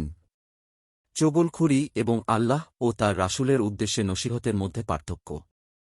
৪. এমন ওরও রয়েছে যা গ্রহণ করা উচিত নয়। ৪. সূরা ফুসসিলাতের ৫-০ নং আয়াতের তাফসীর ও আশ্চর্য ধরনের কিসসা এবং তাতে নিহিত উপদেশাবলী। ১. আল্লাহ তাআলার বাণী। ৫-০ দুঃখ দুর্দশার পর যদি আমি মানুষকে আমার রহমতের আস্বাদ গ্রহণ করাই, তাহলে সে অবশ্যই বলে, এ নেয়ামত আমারই জন্য হয়েছে। ফুসসিলাত ৫-০ বিখ্যাত মুফাসসির মুজাহিদ বলেন, ইহা আমরি জন্য, এর অর্থ হচ্ছে, আমার নেক আমলের বদৌলতেই এ নেয়ামত দান করা হয়েছে, আমি এর হকদার। ইবনে আব্বাস রাত বলেন, সে এ কথা বলতে চায়, নেয়ামত আমার আমলের কারণেই এসেছে, অর্থাৎ এর প্রকৃত হকদার আমিই। আল্লাহ তাআলা আরও বলেছেন ৭-৮ সে বলে, নিশ্চয়ই এ নেয়ামত আমার ইলম ও জ্ঞানের জন্য আমাকে দেয়া হয়েছে। কাসাস ৭-৮ কাতাদাহ রাত বলেন, উপার্জনের রকমারি পন্থা সম্পর্কিত জ্ঞান থাকার কারণে আমি এ নেয়ামত প্রাপ্ত হয়েছি। অন্যান্য মুফাসসিরগণ বলেন, আল্লাহ তাআলার ইলম মোতাবেক আমি এর নেয়ামতের হকদার। আমার মর্যাদার বদৌলতেই এ নেয়ামত প্রাপ্ত হয়েছি। মুজাহিদের এ কথার অর্থই উপরোক্ত বক্তব্য দ্বারা বোঝানো হয়েছে। ২. আবু হুরায়রা রাত হতে বর্ণিত আছে যে, তিনি রাসূল সাল্লাল্লাহু আলাইহি ওয়াসাল্লামকে এ কথা বলতে শুনেছেন। বর্ণিত ইসরায়েল বংশে ৩ জন লোক ছিল, যাদের একজন ছিল কুষ্ঠরোগী, আরেকজন টাকপড়া, অপরজন ছিল অন্ধ। এমতাবস্থায় আল্লাহ তাআলা তাদেরকে পরীক্ষা করতে চাইলেন। তখন তাদের কাছে তিনি ফেরেশতা পাঠালেন। কুষ্ঠরোগীর কাছে ফেরেশতা এসে জিজ্ঞেস করল, তোমার সবচেয়ে প্রিয় জিনিস কি? সে বলল, সুন্দর চেহারা এবং সুন্দর ত্বক, শরীরের চামড়া। আর যে রোগের কারণে মানুষ আমাকে ঘৃণা করে তা থেকে মুক্তি আমার কাম্য। তখন ফেরেশতা তার শরীরে হাত বুলিয়ে দিল। এতে তার রোগ দূর হয়ে গেল, তাকে সুন্দর রং আর সুন্দর ত্বক দেয়া হল। তারপর ফেরেশতা তাকে জিজ্ঞেস করল, তোমার প্রিয় সম্পদ কি? সে বলল, উট অথবা গরু। ইসহাক অর্থাৎ হাদিস বর্ণনাকারী উট কিংবা গরু এ দুয়ের মধ্যে সন্দেহ করছেন। তখন তাকে 10টি গর্ভবতী উট দেয়া হল। ফেরেশতা তার জন্য দোয়া করে বলল, আল্লাহ এ সম্পদে তোমাকে বরকত দান করুন। তারপর ফেরেশতা টাক পড়া লোকটির কাছে গিয়ে বলল, তোমার কাছে সবচেয়ে প্রিয় জিনিস কি? লোকটি বলল, আমার প্রিয় জিনিস হচ্ছে সুন্দর চুল। আর লোকজন আমাকে যার জন্য ঘৃণা করে তা থেকে মুক্ত হতে চাই। ফেরেশতা তখন তার মাথায় হাত বুলিয়ে দিল। এতে তার মাথার টাক দূর হয়ে গেল। তাকে সুন্দর চুল দেয়া হল। অতঃপর ফেরেশতা তাকে জিজ্ঞেস করল, কোন সম্পদ তোমার কাছে সবচেয়ে বেশি প্রিয়? সে বলল, উট অথবা গরু। তখন তাকে গর্ভবতী গাভী দেওয়া হল। ফেরেশতা তার জন্য দোয়া করে বলল, আল্লাহ এ সম্পদে তোমাকে বরকত দান করুন। তারপর ফেরেশতা অন্ধ লোকটির কাছে এসে বলল, তোমার কাছে সবচেয়ে প্রিয় বস্তু কি? লোকটি বলল, আল্লাহ যেন আমার দৃষ্টিশক্তি ফিরিয়ে দেন, যার ফলে আমি লোকজনকে দেখতে পাব, এটাই আমার প্রিয় জিনিস। ফেরেশতা তখন তার চোখে হাত বুলিয়ে দিল। এতে লোকটির দৃষ্টিশক্তি আল্লাহ তাআলা ফিরিয়ে দিলেন। ফেরেশতা তাকে বলল, কি সম্পদ তোমার কাছে প্রিয়? সে বলল, ছাগল আমার বেশি প্রিয়। তখন তাকে একটি গর্ভবতী ছাগল দেয়া হল। তারপর ছাগল বংশ বৃদ্ধি করতে লাগল। এমনিভাবে উট ও গরু বংশ বৃদ্ধি করতে লাগল। অবশেষে অবস্থা এই দাঁড়াল যে একজনের উট দ্বারা মাঠ ভরে গেল, আরেকজনের গরু দ্বারা মাঠ পূর্ণ হয়ে গেল, এবং আরেকজনের ছাগল দ্বারা মাঠ ভর্তি হয়ে গেল। এমতাবস্থায় একদিন ফেরেশতা তার স্বীয় বিশেষ আকৃতিতে কুষ্ঠরোগীর কাছে উপস্থিত হয়ে বলল, আমি একজন মিসকিন, আমার সফরের সম্বল শেষ হয়ে গেছে, আমি খুবই বিপদগ্রস্ত, আমার গন্তব্যে পৌঁছার জন্য প্রথমে আল্লাহর, তারপর আপনার সাহায্য দরকার। যে আল্লাহ আপনাকে এত সুন্দর রং এবং সুন্দর ত্বক দান করেছেন, তার নামে আমি আপনার কাছে একটা উট সাহায্য চাই, যাতে আমি নিজ গন্তব্যস্থানে পৌঁছতে পারি। তখন লোকটি বলল, দেখুন, আমার অনেক দায়িত্ব আছে, হকদার আছে। ফেরেশতা বলল, আমার মনে হয় আমি আপনাকে চিনি, আপনি কি কুষ্ঠরোগী ছিলেন না? আপনি খুব গরীব ছিলেন। লোকজন আপনাকে খুব ঘৃণা করত। তারপর আল্লাহ আপনাকে এ সম্পদ দান করেছেন। তখন লোকটি বলল, এ সম্পদ আমার পূর্বপুরুষ থেকে উত্তরাধিকার সূত্রে পেয়েছি। ফেরেশতা তখন বলল, তুমি যদি মিথ্যাবাদী হয়ে থাকো, তাহলে আল্লাহ যেন তোমাকে পূর্বের অবস্থা ফিরিয়ে দেন। তারপর ফেরেশতা মাথায় টাক পরা লোকটির কাছে গেল এবং ইতিপূর্বে কুষ্ঠরোগীর সাথে যে ধরনের কথা বলেছিল, তার টাক পরা লোকটির সাথেও সে ধরনের কথা বলল। প্রতি উত্তরে কুষ্ঠরোগী যে ধরনের জবাব দিয়েছিলে, এ লোকটিও সেই একই ধরনের জবাব দিল। তখন ফেরেশতাও আগের মতোই বলল, যদি তুমি মিথ্যাবাদী হও, তাহলে আল্লাহ তাআলা যেন তোমাকে তোমার পূর্বের অবস্থা ফিরিয়ে দেন। অতঃপর ফেরেশতা স্বীয় আকৃতিতে অন্ধ লোকটির কাছে গিয়ে বলল, আমি এক গরীব মুসাফির, আমার পথের সম্বল নিঃশেষ হয়ে গিয়েছে। প্রথম আল্লাহর, তারপর আপনার সাহায্য কামনা করছি। যিনি আপনার দৃষ্টিশক্তি ফিরিয়ে দিয়েছেন, তার নামে একটি ছাগল আপনার কাছে সাহায্য চাই, যাতে আমার সফরে নিজ গন্তব্যস্থানে পৌঁছতে পারি। তখন লোকটি বলল, আমি অন্ধ ছিলাম, আল্লাহ তাআলা আমার দৃষ্টিশক্তি ফিরিয়ে দিয়েছেন। আপনার যা খুশি নিয়ে যান, আর যা খুশি রেখে যান। আল্লাহর কসম, আল্লাহর নামে আপনি আজ জানিয়ে যাবেন, তার বিন্দুমাত্র আমি বাধা দেব না। তখন ফেরেশতা বলল, আপনার মাল আপনি রাখুন। আপনাদেরকে শুধুমাত্র পরীক্ষা করা হল। আপনার আচরণে আল্লাহ সন্তুষ্ট হয়েছেন, আপনার সঙ্গীদ্বয়ের আচরণে অসন্তুষ্ট হয়েছেন। বুখারী ও মুসলিম। এ অধ্যায় থেকে নিম্নোক্ত বিষয়গুলো জানা যায়। ১. সূরা ফুসসিলাতের ৫-০ আয়াতের তাফসীর। ২. এর অর্থ। ৩. এর অর্থ। ৪. আশ্চর্য ধরনের কিসসা এবং তাতে নিহিত উপদেশাবলী। ৫-০ যেসব নামের মধ্যে গায়রুল্লাহর ইবাদতের অর্থ নিহিত রয়েছে, সে নাম রাখা হারাম। ১. আল্লাহ তাআলার বাণী। ১৯-০ অতঃপর আল্লাহ যখন উভয়কে একটি সুস্থ ও নিখুঁত সন্তান দান করলেন, তখন তারা তার দানের ব্যাপারে অন্যকে তার শরীক গণ্য করতে শুরু করল। আরাফ ১৯-০ ইবনে হম রহ বলেন, উলামায়ে কেরাম এ ব্যাপারে একমত হয়েছেন যে এমন প্রত্যেক নামই হারাম যা দ্বারা গায়রুল্লাহর ইবাদত করার অর্থ বোঝায়, যেমন আব্দু ওমর, আব্দুল কাবা এবং এ জাতীয় অন্যান্য নাম। তবে আব্দুল মোত্তালিবের ব্যতিক্রম। ইবনে আব্বাস এ আয়াতের ব্যাখ্যায় বলেন, আদম যখন বিবি হাওয়ার সাথে মিলিত হলেন, তখন হাওয়া গর্ভবতী হলেন। এমতাবস্থায় শয়তান আদম ও হাওয়ার কাছে এসে বলল, আমি তোমাদের সেই বন্ধু ও সাথী, যে নাকি তোমাদের জান্নাত থেকে বের করেছে।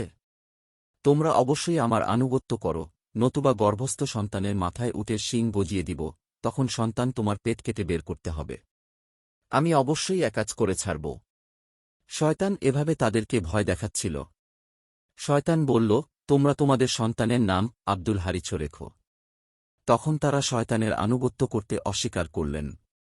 অতঃপর তাদের একটি মৃত সন্তান ভূমিষ্ঠ হল। আবারও বিবি হাওয়া গর্ভবতী হলেন। শয়তানও পুনরায় তাদের কাছে এসে পূর্বের কথা স্মরণ করিয়ে দিল।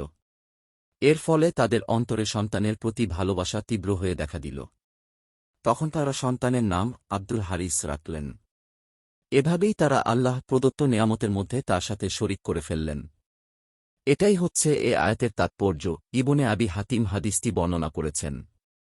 কাতাদাহ থেকে সহিহ সন্দেহে অপর একটি হাদিসে বর্ণিত আছে, তিনি বলেন, তারা আল্লাহর সাথে শরিক করেছিলেন আনুগত্যের ক্ষেত্রে, ইবাদতের ক্ষেত্রে নয়। মুজাহিদ থেকে সহিহ সন্দেহে এ আয়াতের ব্যাখ্যায় বর্ণিত আছে, তিনি বলেন, সন্তানটি মানুষ না হওয়ার আশঙ্কা তারা পিতামাতা করেছিলেন। হাসান, সাইদ প্রমুখের কাছ থেকে এর অর্থ উল্লেখ করা হয়েছে। এ অধ্যায় থেকে নিম্ন বর্ণিত বিষয়গুলো জানা যায়। ১. যেসব নামের মধ্যে গায়রুল্লাহর ইবাদতের অর্থ নিহিত রয়েছে সে নাম রাখা হারাম। 2 সূরা আরাফের 190 আয়াতের তাফসীর। 3 আলোচিত অধ্যায়ে বর্ণিত শিরক হচ্ছে শুধুমাত্র নাম রাখার জন্য। এর দ্বারা হাকিকত অর্থাৎ শিরক করা উদ্দেশ্য ছিল না। 4 আল্লাহর পক্ষ থেকে একটি নিখুঁত ও পূর্ণাঙ্গ কন্যা সন্তান লাভ করা একজন মানুষের জন্য নেয়ামতের বিষয়। 5 আল্লাহর আনুগত্যের মধ্যে শিরক এবং ইবাদতের মধ্যে শিরকের ব্যাপারে সালাফে সালেহীন পার্থক্য নির্ধারণ করে দিয়েছেন। 1 আল্লাহ তাআলা ইরশাদ করেছেন 180 আল্লাহর সুন্দর সুন্দর অনেক নাম রয়েছে, তোমরা এসব নামে তাকে ডাকো, আর যারা তার নামগুলোকে বিকৃত করে তাদেরকে পরিহার করে চলো। আরাফ 180। 2 ইবনে আবি হাতিম ইবনে আব্বাসরা থেকে বর্ণনা করেছেন তারা তার নামগুলো বিকৃত করে, এর অর্থ হচ্ছে তারা শিরক করেন। 3 ইবনে আব্বাসরা থেকে আরও বর্ণিত আছে মুশরিকরা ইলাহ থেকে লাত আর আজিজ থেকে উইয়া নামকরণ করছে। 4 আমাস থেকে বর্ণিত আছে মুশরিকরা আল্লাহর নামসমূহের মধ্যে এমন কিছু শিরকি বিষয় ঢুকিয়েছে যার অস্তিত্ব আদৌ তাতে নেই। এ অধ্যায় থেকে নিম্নোক্ত বিষয়গুলো জানা যায়। 1 আল্লাহর নামসমূহ যথাযথ স্বীকৃতি। 2 আল্লাহর নামসমূহ সুন্দরতম হওয়া। 3 সুন্দর ও পবিত্র নামে আল্লাহকে ডাকার নির্দেশ। 4 যেসব মূর্খ ও বেঈমান লোকেরা আল্লাহর পবিত্র নামের বিরুদ্ধাচরণ করে তাদেরকে পরিহার করে চলা। 5 আল্লাহর নামে বিকৃতি ঘটানোর ব্যাখ্যা। 5.2 আসসালামু আলাল্লাহ আল্লাহর উপর শান্তি বর্ষিত হোক বলা যাবে না। 1 সহিহ বুখারীতে ইবনে মাসুদরা থেকে বর্ণিত আছে তিনি বলেছেন আমরা রাসূল সাল্লাল্লাহু আলাইহি ওয়াসাল্লামের সাথে নামায়ে মগ্ন ছিলাম। তখন আমরা বললাম আল্লাহর উপর তার বান্দাদের পক্ষ থেকে শান্তি হোক, অমুক অমুকের উপর শান্তি বর্ষিত হোক। তখন রাসূল সাল্লাল্লাহু আলাইহি ওয়াসাল্লাম বললেন আল্লাহর উপর শান্তি হোক এমন কথা তোমরা বলো না, কেননা আল্লাহ নিজেই সালাম শান্তি। এ অধ্যায় থেকে নিম্নোক্ত বিষয়গুলো জানা যায়। 1 সালাম এর ব্যাখ্যা। 2 সালাম হচ্ছে সম্মানজনক সম্ভাষণ। 3 এ সালাম সম্ভাষণ আল্লাহর ব্যাপারে প্রযোজ্য নয়। 4 আল্লাহর ব্যাপারে সালাম প্রযোজ্য না হওয়ার কারণ। 5 বান্দাহগণকে এমন সম্ভাষণ শিক্ষা দেয়া হয়েছে যা আল্লাহর জন্য সমীচীন ও শোভনীয়। 5.3 হে আল্লাহ তোমার মর্জি হলে আমাকে মাফ করো প্রসঙ্গে। 1 সহিহ হাদিসে আবু হুরায়রা হতে বর্ণিত আছে রাসূল সাল্লাল্লাহু আলাইহি ওয়াসাল্লাম ইরশাদ করেছেন ও তোমাদের মধ্যে কেউ যেন একথা না বলে হে আল্লাহ তোমার ইচ্ছা হলে আমাকে মাফ করে দাও, হে আল্লাহ তোমার ইচ্ছা হলে আমাকে করুণা করো, বরং দ্বিতার সাথে আল্লাহর কাছে প্রার্থনা করবে, কেননা আল্লাহর উপর জবরদস্তি করার মতো কেউ নেই। বুখারী 2 সহিহ মুসলিম শরীফে বর্ণিত আছে আল্লাহর কাছে প্রার্থনা করার উৎসাহ উদ্দীপনাকে বৃদ্ধি করা উচিত, কেননা আল্লাহ বান্দাকে যাই দান করেন না কেন তার কোনটাই তার কাছে বড় কিংবা কঠিন কিছুই নয়। 5.4 আমার দাস দাসী বলা নিষিদ্ধ। 1 আবু হুরায়রা থেকে বর্ণিত আছে রাসূল ইরশাদ করেছেন তোমাদের কেউ যেন না বলে তোমার প্রভুকে খাইয়ে দাও, তোমার প্রভুকে অজু করাও, বরং সে যেন বলে আমার নেতা আমার মনিব। তোমাদের কেউ যেন না বলে আমার দাস আমার দাসী, বরং সে যেন বলে আমার ছেলে আমার মেয়ে আমার চাকর। এ অধ্যায় থেকে নিম্নোক্ত বিষয়গুলো জানা যায়। 1 আমার দাস দাসী বলা নিষিদ্ধ। 2 কোনো গোলাম যেন তার মনিবকে না বলে আমার প্রভু, এ কথাও যেন না বলে তোমার রবকে আহার করাও। 3 প্রথম শিক্ষণীয় বিষয় হল আমার ছেলে আমার মেয়ের আমার চাকর বলতে হবে। 4 দ্বিতীয় শিক্ষণীয় বিষয় হল আমার নেতা আমার মনিব বলতে হবে। 5 লক্ষ্য ও উদ্দেশ্যের প্রতি সতর্কতা অবলম্বন, আর তা হচ্ছে শব্দ ব্যবহার ও প্রয়োগের মধ্যেও তাওহীদের শিক্ষা বাস্তবায়ন করা। 5 আল্লাহর ওয়াস্তে আশ্রয় প্রার্থনাকারীকে আশ্রয় দান। আল্লাহর ওয়াস্তে সাহায্য চাইলে বিমুখ না করা। 1 ইবনে ওমর থেকে বর্ণিত আছে, রাসূল সাল্লাল্লাহু আলাইহি ওয়াসাল্লাম ইরশাদ করেছে, যে ব্যক্তি আল্লাহর ওয়াস্তে চায় তাকে দান করো। যে ব্যক্তি আল্লাহর ওয়াস্তে আশ্রয় প্রার্থনা করে তাকে আশ্রয় দাও। যে ব্যক্তি আল্লাহর নামে ডাকে তার ডাকে সাড়া দাও। যে ব্যক্তি তোমাদের জন্য ভালো কাজ করে তার যথোপযুক্ত প্রতিদান দাও। তার প্রতিদানের জন্য যদি তোমরা কিছুই না পাও, তাহলে তার জন্য এমন দোয়া করো যার ফলে এটাই প্রমাণিত হয় যে তোমরা তার প্রতিদান দিতে পেরেছ। আবু দাউদ, নাসাঈ। এ অধ্যায় থেকে নিম্ন বর্ণিত বিষয়গুলো জানা যায়। 1 আল্লাহর ওয়াস্তে আশ্রয় প্রার্থনাকারীকে আশ্রয় দান। 2 আল্লাহর ওয়াস্তে সাহায্য প্রার্থনাকারীকে সাহায্য প্রদান। 3 নেক কাজের আহ্বানে সাড়া দেয়া। 4 ভালো কাজের প্রতিদান দেয়া। 5 ভালো কাজের প্রতিদানে অক্ষম হলে উপকার সাধনকারীর জন্য দোয়া করা। 6 এমন খালেসভাবে উপকার সাধনকারীর জন্য দোয়া করা যাতে মনে হয় যথোপযুক্ত প্রতিদান দেওয়া হয়েছে। রাসূল সাল্লাল্লাহু আলাইহি ওয়াসাল্লামের বাণী দ্বারা এটাই বোঝানো হয়েছে।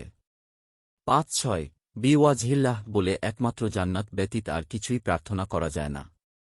1 জাবের থেকে বর্ণিত আছে, রাসূল সাল্লাল্লাহু আলাইহি ওয়াসাল্লাম ইরশাদ করেছেন, বিওয়াজহিল্লাহ আল্লাহর চেহারার ওসিলা দ্বারা একমাত্র জান্নাত ছাড়া অন্য কিছুই চাওয়া যায় না। আবু দাউদ। এ অধ্যায় থেকে নিম্নোক্ত বিষয়গুলো জানা যায়। 1 চূড়ান্ত লক্ষ্য অর্থাৎ জান্নাত ব্যতীত বিওয়াজহিল্লাহ দ্বারা অন্য কিছু চাওয়া যায় না। 2 আল্লাহর চেহারা নামক সিফাত বা গুণের স্বীকৃতি। 5-7 বাক্যের মধ্যে যদি ব্যবহার সংক্রান্ত আলোচনা। 1 আল্লাহ তাআলা ইরশাদ করেছেন। 1-5-4 তারা বলে, যদি এ ব্যাপারে আমাদের করণীয় কিছু থাকত তাহলে আমরা এখানে নিহত হতাম না। আল ইমরান 1-5-4। 2 আল্লাহ তাআলা আরও ইরশাদ করেছেন। 1-6-8 যারা ঘরে বসে থেকে যুদ্ধে না গিয়ে তাদের যোদ্ধা ভাইদেরকে বলে, আমাদের কথা মতো যদি তারা চলত তবে তারা নিহত হতো না। আল ইমরান 1-6-8। 3 সহিহ বুখারীতে আয়েশা হবে বর্ণিত আছে, রাসূল সাল্লাল্লাহু আলাইহি ওয়াসাল্লাম ইরশাদ করেছেন, যে জিনিস তোমার উপকার সাধন করবে তার ব্যাপারে আগ্রহী হও এবং আল্লাহর কাছে সাহায্য চাও, আর কখনো অক্ষমতা প্রকাশ করো না। যদি তোমার উপর কোনো বিপদ এসে পড়ে তবে এ কথা বলো না, যদি আমি এরকম করতাম তাহলে অবশ্যই এমন হতো। বরং তুমি এ কথা বলো, আল্লাহ যা তাকদীরে রেখেছেন এবং যা ইচ্ছা করেছেন তাই হয়েছে। কেননা যদি কথাটি শয়তানের জন্য কুমন্ত্রণার পথ খুলে দেয়। বুখারী। এ অধ্যায় থেকে নিম্নোক্ত বিষয়গুলো জানা যায়। 1 সূরা আল ইমরানের 1-5-4 নং আয়াত এবং 6-8 নং আয়াতের উল্লেখিত অংশের তাফসীর। 2 কোনো বিপদাপদ হলে যদি প্রয়োগ করে কথা বলার উপর সুস্পষ্ট নিষেধাজ্ঞা। 3 শয়তানের কুমন্ত্রণামূলক কাজের সুযোগ তৈরির কারণ। 4 উত্তম কথার প্রতি দিক নির্দেশনা। 5 উপকারী ও কল্যাণজনক বিষয়ে আগ্রহী হওয়ার সাথে সাথে আল্লাহর কাছে সাহায্য কামনা করা। 6 এর বিপরীত অর্থাৎ ভালো কাজে অপারগতা ও অক্ষমতা প্রদর্শনের উপর নিষেধাজ্ঞা। 5-8 বাতাসকে গালি দেয়া নিষেধ। 1 উবাই ইবনে কাবরা থেকে বর্ণিত আছে, রাসূল সাল্লাল্লাহু আলাইহি ওয়াসাল্লাম ইরশাদ করেছেন, তোমরা বাতাসকে গালি দিও না। তোমরা যদি বাতাসের মধ্যে তোমাদের অপছন্দনীয় কিছু প্রত্যক্ষ করো তখন তোমরা বলো, হে আল্লাহ, এ বাতাসের যা কল্যাণকর এতে যে মঙ্গল নিহিত আছে এবং যতটুকু কল্যাণ করার জন্য সে অদিষ্ট হয়েছে ততটুকু কল্যাণ ও মঙ্গল আমরা তোমার কাছে প্রার্থনা করি। আর এ বাতাসের যা অনিষ্টকর তাতে যে অমঙ্গল লুকায়িত আছে এবং যতটুকু অনিষ্ট সাধনের ব্যাপারে সে আদিষ্ট হয়েছে তা অমঙ্গল ও অনিষ্টতা থেকে আমরা তোমার কাছে আশ্রয় চাই। তিরমিজি হাদিসটিকে সহিহ বলেছেন।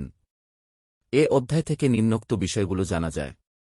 1 বাতাসকে গালি দেয়া নিষেধ। 2 মানুষ যখন কোনো অপছন্দনীয় জিনিস দেখবে তখন কল্যাণকর কথার মাধ্যমে দিক নির্দেশনা দান করবে। 3 বাতাস আল্লাহর পক্ষ থেকে আদিষ্ট, একথার দিক নির্দেশনা। 4 বাতাস কখনো কল্যাণ সাধনের জন্য, আবার কখনো অকল্যাণ করার জন্য আদিষ্ট হয়। 5-9 1 সূরা আল ইমরানের 1-5-4 নং আয়াতের তাফসীর ও সূরা ফাতাহ এর 6 নং আয়াতের তাফসীর। 1 আল্লাহ তাআলা ইরশাদ করেছেন 1-5-4 তারা জাহেলি যুগে ধারণার মতো আল্লাহ সম্পর্কে অবাস্তব ধারণা পোষণ করে। তারা বলে, আমাদের জন্য কি কিছু করণীয় আছে? হে রাসূল, আপনি বলে দিন, সব বিষয়ই আল্লাহর ইখতিয়ারভুক্ত। আল ইমরান 1-5-4 2 আল্লাহ তাআলা আরও ইরশাদ করেছেন 6 তারা মুনাফিকরা আল্লাহ সম্পর্কে খারাপ ধারণা পোষণ করে, তারা নিজেরাই খারাপ ও দোষের আবর্তে নিপতিত। আল ফাতাহ 6 প্রথম আয়াতের ব্যাখ্যায় ইবনুল কাইয়িম বলেছেন, এর ব্যাখ্যা এটাই করা হয়েছে যে মুনাফিকদের ধারণা হচ্ছে আল্লাহ তাআলা তার রাসূলকে সাহায্য করেন না, তার বিষয়টি অচিরেই নিঃশেষ হয়ে যাবে। ব্যাখ্যায় আরও বলা হয়েছে যে নবী সাল্লাল্লাহু আলাইহি ওয়াসাল্লাম এর উপর যে সব বিপদাপদ এসেছে তা আদৌ আল্লাহর ফয়সালা, তাকদীর এবং হিকমত মোতাবেক হয়নি। উপরোক্ত আয়াতের ব্যাখ্যায় আরও বলা হয়েছে যে মানফিকরা আল্লাহর হিকমত, তাকদীর, রাসূল সাল্লাল্লাহু আলাইহি ওয়াসাল্লাম পূর্ণাঙ্গ রিসালত এবং সকল দ্বীনের উপর আল্লাহর দ্বীন তথা ইসলামের বিজয়কে অস্বীকার করেছে। আর এটাই হচ্ছে সেই খারাপ ধারণা যা সূরা ফাতহে উল্লেখিত মুনাফিক ও মুশরিকরা পোষণ করত। এ ধারণা খারাপ হওয়ার কারণ এটাই যে আল্লাহ তাআলা সুমহান মর্যাদার জন্য ইহা শোভনীয় ছিল না। তার হিকমত প্রশংসা এবং সত্য ওয়াদার জন্য উক্ত ধারণা ছিল বেমানান, অসৌজন্যমূলক। যে ব্যক্তি মনে করে যে আল্লাহ তাআলা বাতিলকে হকের উপর এতকু বিজয় দান করেন যাতে হক অস্তিত্বহীন হয়ে পড়ে, অথবা যে ব্যক্তি আল্লাহর ফয়সালা, তাকদীরের নিয়মকে অস্বীকার করে, অথবা তাকদীর যে আল্লাহর হক মহাকৌশল এবং প্রশংসার দাবিদার এ কথা অস্বীকার করে, সাথে সাথে এ দাবিও করে যে এসব আল্লাহ তাআলার নিছক অর্থহীন ইচ্ছামাত্র, তার এ ধারণা কাফেরদের ধারণা বই কিছু নয়। তাই জাহান্নামের কঠিন শাস্তি এসব কাফেরদের জন্যই নির্ধারিত রয়েছে। অধিকাংশ লোকই নিজেদের সাথে সংশ্লিষ্ট বিষয়ে এবং অন্যান্য লোকদের বেলায় আল্লাহ তাআলার ফয়সালার ব্যাপারে খারাপ ধারণা পোষণ করে। যে ব্যক্তি আল্লাহ তাআলা তার আসমা ও সিফাত, নাম ও গুণাবলী এবং তার হিকমত ও প্রশংসা সম্পর্কে অবগত রয়েছে, কেবলমাত্র সেই আল্লাহর প্রতি এ খারাপ ধারণা থেকে মুক্ত থাকতে পারে। যে ব্যক্তি প্রজ্ঞাসম্পন্ন, বুদ্ধিমান এবং নিজের জন্য কল্যাণকামী, তার উচিত এ আলোচনা দ্বারা বিষয়টির অপরিসীম গুরুত্ব অনুধাবন করা। পক্ষান্তরে যে ব্যক্তি স্বীয় রব সম্পর্কে খারাপ ধারণা করে, তার উচিত নিজ বদধারণার জন্য আল্লাহর নিকট তওবা করা। আল্লাহর প্রতি খারাপ ধারণা পোষণকারী কোনো ব্যক্তিকে যদি তুমি পরীক্ষা করো, তাহলে দেখতে পাবে তার মধ্যে রয়েছে তাকদীরের প্রতি হিংসাত্মক বিরোধিতা এবং দোষারোপ করার মানসিকতা। তারা বলে, বিষয়টি এমন হওয়া উচিত ছিল। এ ব্যাপারে কেউ বেশি কেউ কম বলে থাকে, তুমি তোমার নিজেকে পরীক্ষা করে দেখো, তুমি কি এ খারাপ ধারণা থেকে মুক্ত? কবির ভাষায়, মুক্ত যদি থাকো তুমি এ খারাপি থেকে, বেঁচে গেলে তুমি এক মহা বিপদ থেকে। আর যদি নাহি পারো ত্যাগিতে এ রীতি, বাঁচার তরে তোমার লাগি নাইকো কোনো গতি। এ অধ্যায় থেকে নিম্নোক্ত বিষয়গুলো জানা যায়। 1 সূরা আল ইমরানের 1-5-4 নং আয়াতের তাফসীর। 2 সূরা ফাতাহ এর 6 নং আয়াতের তাফসীর। 3 আলোচিত বিষয়ের প্রকার সীমাবদ্ধ নয়। 4 যে ব্যক্তি আল্লাহর আসমা ও সিফাত, নাম ও গুণাবলী এবং নিজের জ্ঞান সম্পর্কে অবহিত রয়েছে, কেবলমাত্র সেই আল্লাহর প্রতি কুধারণা পোষণ করা থেকে বাঁচতে পারে। 6 তাকদীর অস্বীকারীদের পরিণতি।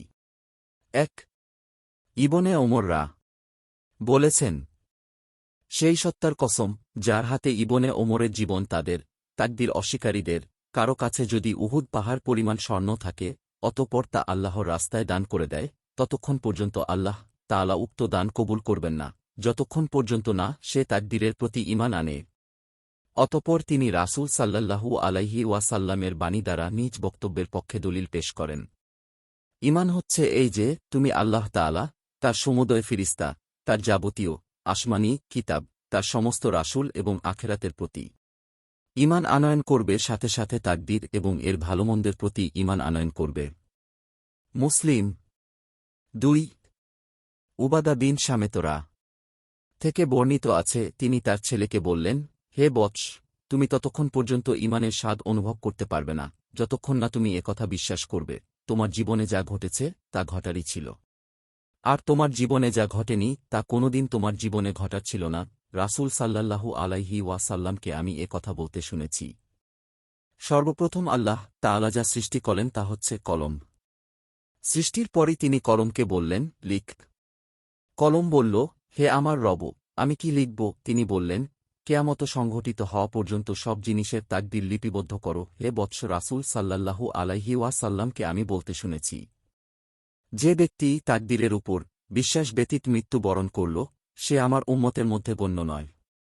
অন্য একটি রেওয়ায়েতও বর্ণিত আছে, আল্লাহ তাআলা সর্বপ্রথম যা সৃষ্টি করলেন তা হচ্ছে কলম।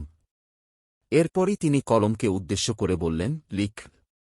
কিয়ামত পর্যন্ত যা সংঘটিত হবে সে মুহূর্তে থেকে কলম তা লিখতে শুরু করে দিল। আহমদ ৩ ইবনে ওয়াহাবের একটি বর্ণনা মতে রাসূল সাল্লাল্লাহু আলাইহি ওয়াসাল্লাম এরশাদ করেছেন, যে ব্যক্তি তাকদীর এবং তাকদীরের ভালো মন্দ বিশ্বাস করে না, তাকে আল্লাহ তাআলা জাহান্নামের আগুনে জ্বালাবেন করবেন। ইবনুদ দাইলামি থেকে বর্ণিত আছে, কাতাদাহরা বলেন, আমি ইবনে কাবের কাছে আসলাম। তারপর বললাম, তাকদীরের ব্যাপারে আমার মনে কিছু কথা আছে।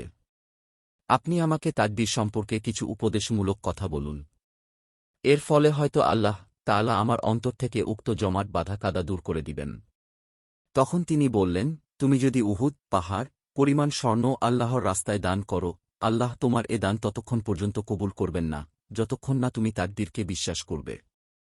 আর এ কথা জেনে রাখো, তোমার জীবনে যা ঘটেছে তা ঘটতে কখনো ব্যতিক্রম হতো না। আর তোমার জীবনে যা সম্পর্কিত এ বিশ্বাস পোষণ না করে মৃত্যুবরণ করো, তাহলে অবশ্যই জাহান্নামী হবে। তিনি বলেন, অতঃপর আমি আব্দুল্লাহ ইবনে মাসুদ, হুয়াইফা ইবনুল ইয়ামান এবং জায়েদ বিন সাবিতরা এর নিকট গেলাম। তাদের প্রত্যেকেই রাসূল সাল্লাল্লাহু আলাইহি ওয়াসাল্লাম থেকে এরকম হাদিসই বর্ণনা করেছেন। হাকিম এ অধ্যায় থেকে নিম্নোক্ত বিষয়গুলো জানা যায়। ১ তাকদীরের প্রতি ঈমান আনা ফরজের বর্ণনা।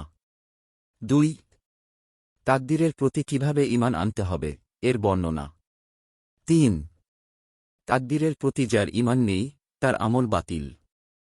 ৪ যে ব্যক্তি তাকদীরের প্রতি ঈমান আনে না সে ঈমানের স্বাদ অনুধাবন করতে অক্ষম। ৫ সর্বাগ্রে যা সৃষ্টি হয়েছে তার উল্লেখ। ৬ কেয়ামত পর্যন্ত যা সংঘটিত হবে সৃষ্টির পর থেকেই কলম তা লিখতে শুরু করেছে।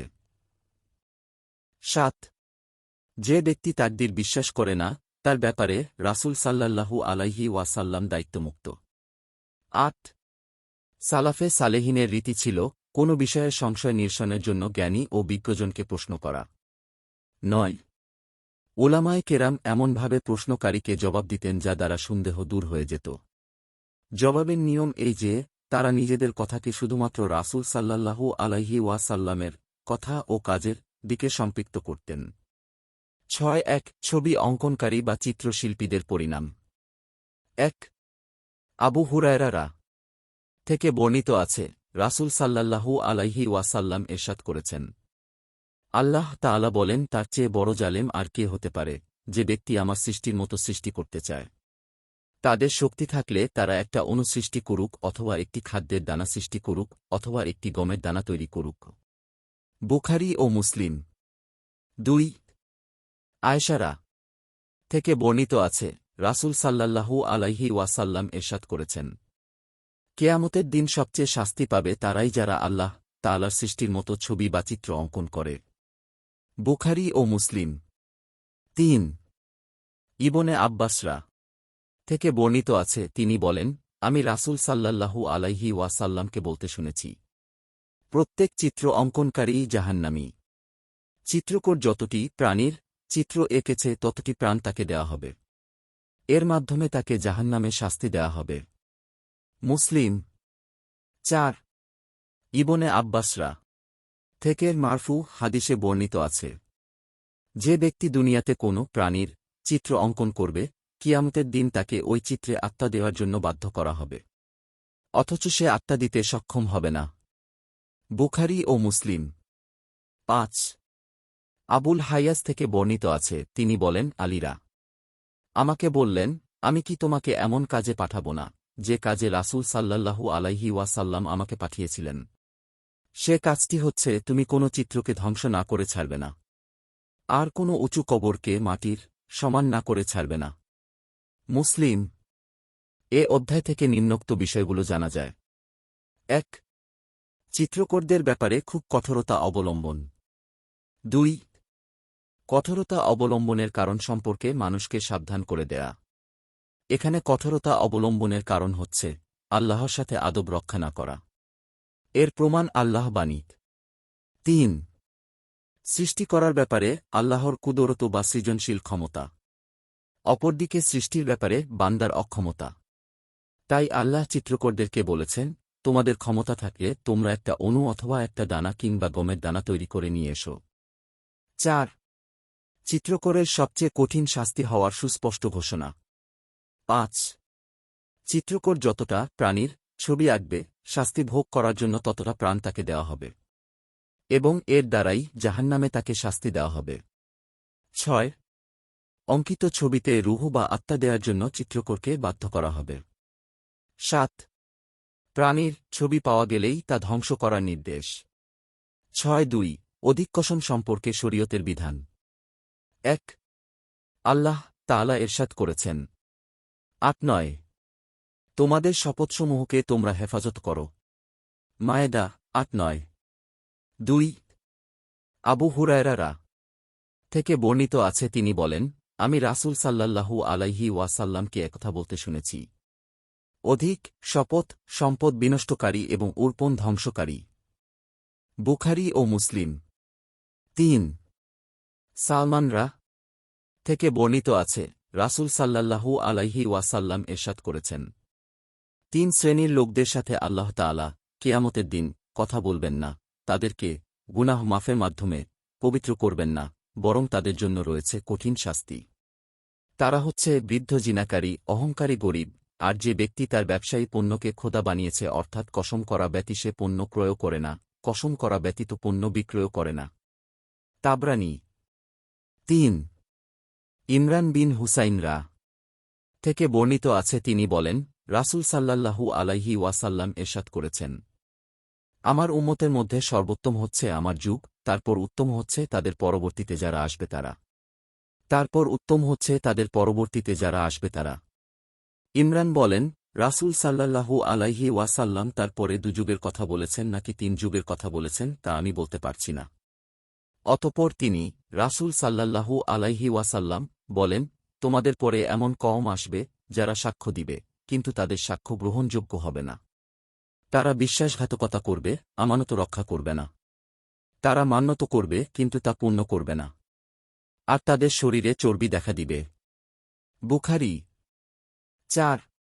ইবনে মাসুদরা থেকে বর্ণিত আছে, রাসূল সাল্লাল্লাহু আলাইহি ওয়াসাল্লাম ইরশাদ করেছেন, সর্বোত্তম মানুষ হচ্ছে আমার যুগের মানুষ, এরপর উত্তম হল এর পরবর্তীতে আগমনকারী লোকেরা, তারপর উত্তম হল যারা তাদের পরবর্তীতে আসবে তারা।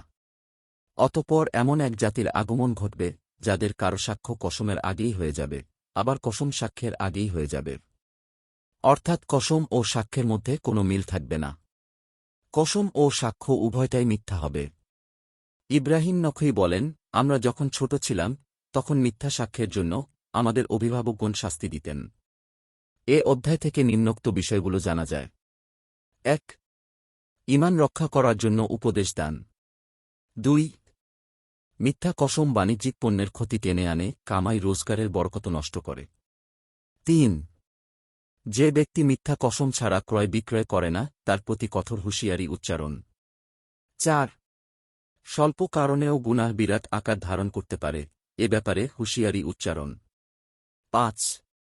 বিনা প্রয়োজনে কসমকারীদের প্রতি নিন্দা জ্ঞাপন। ৬.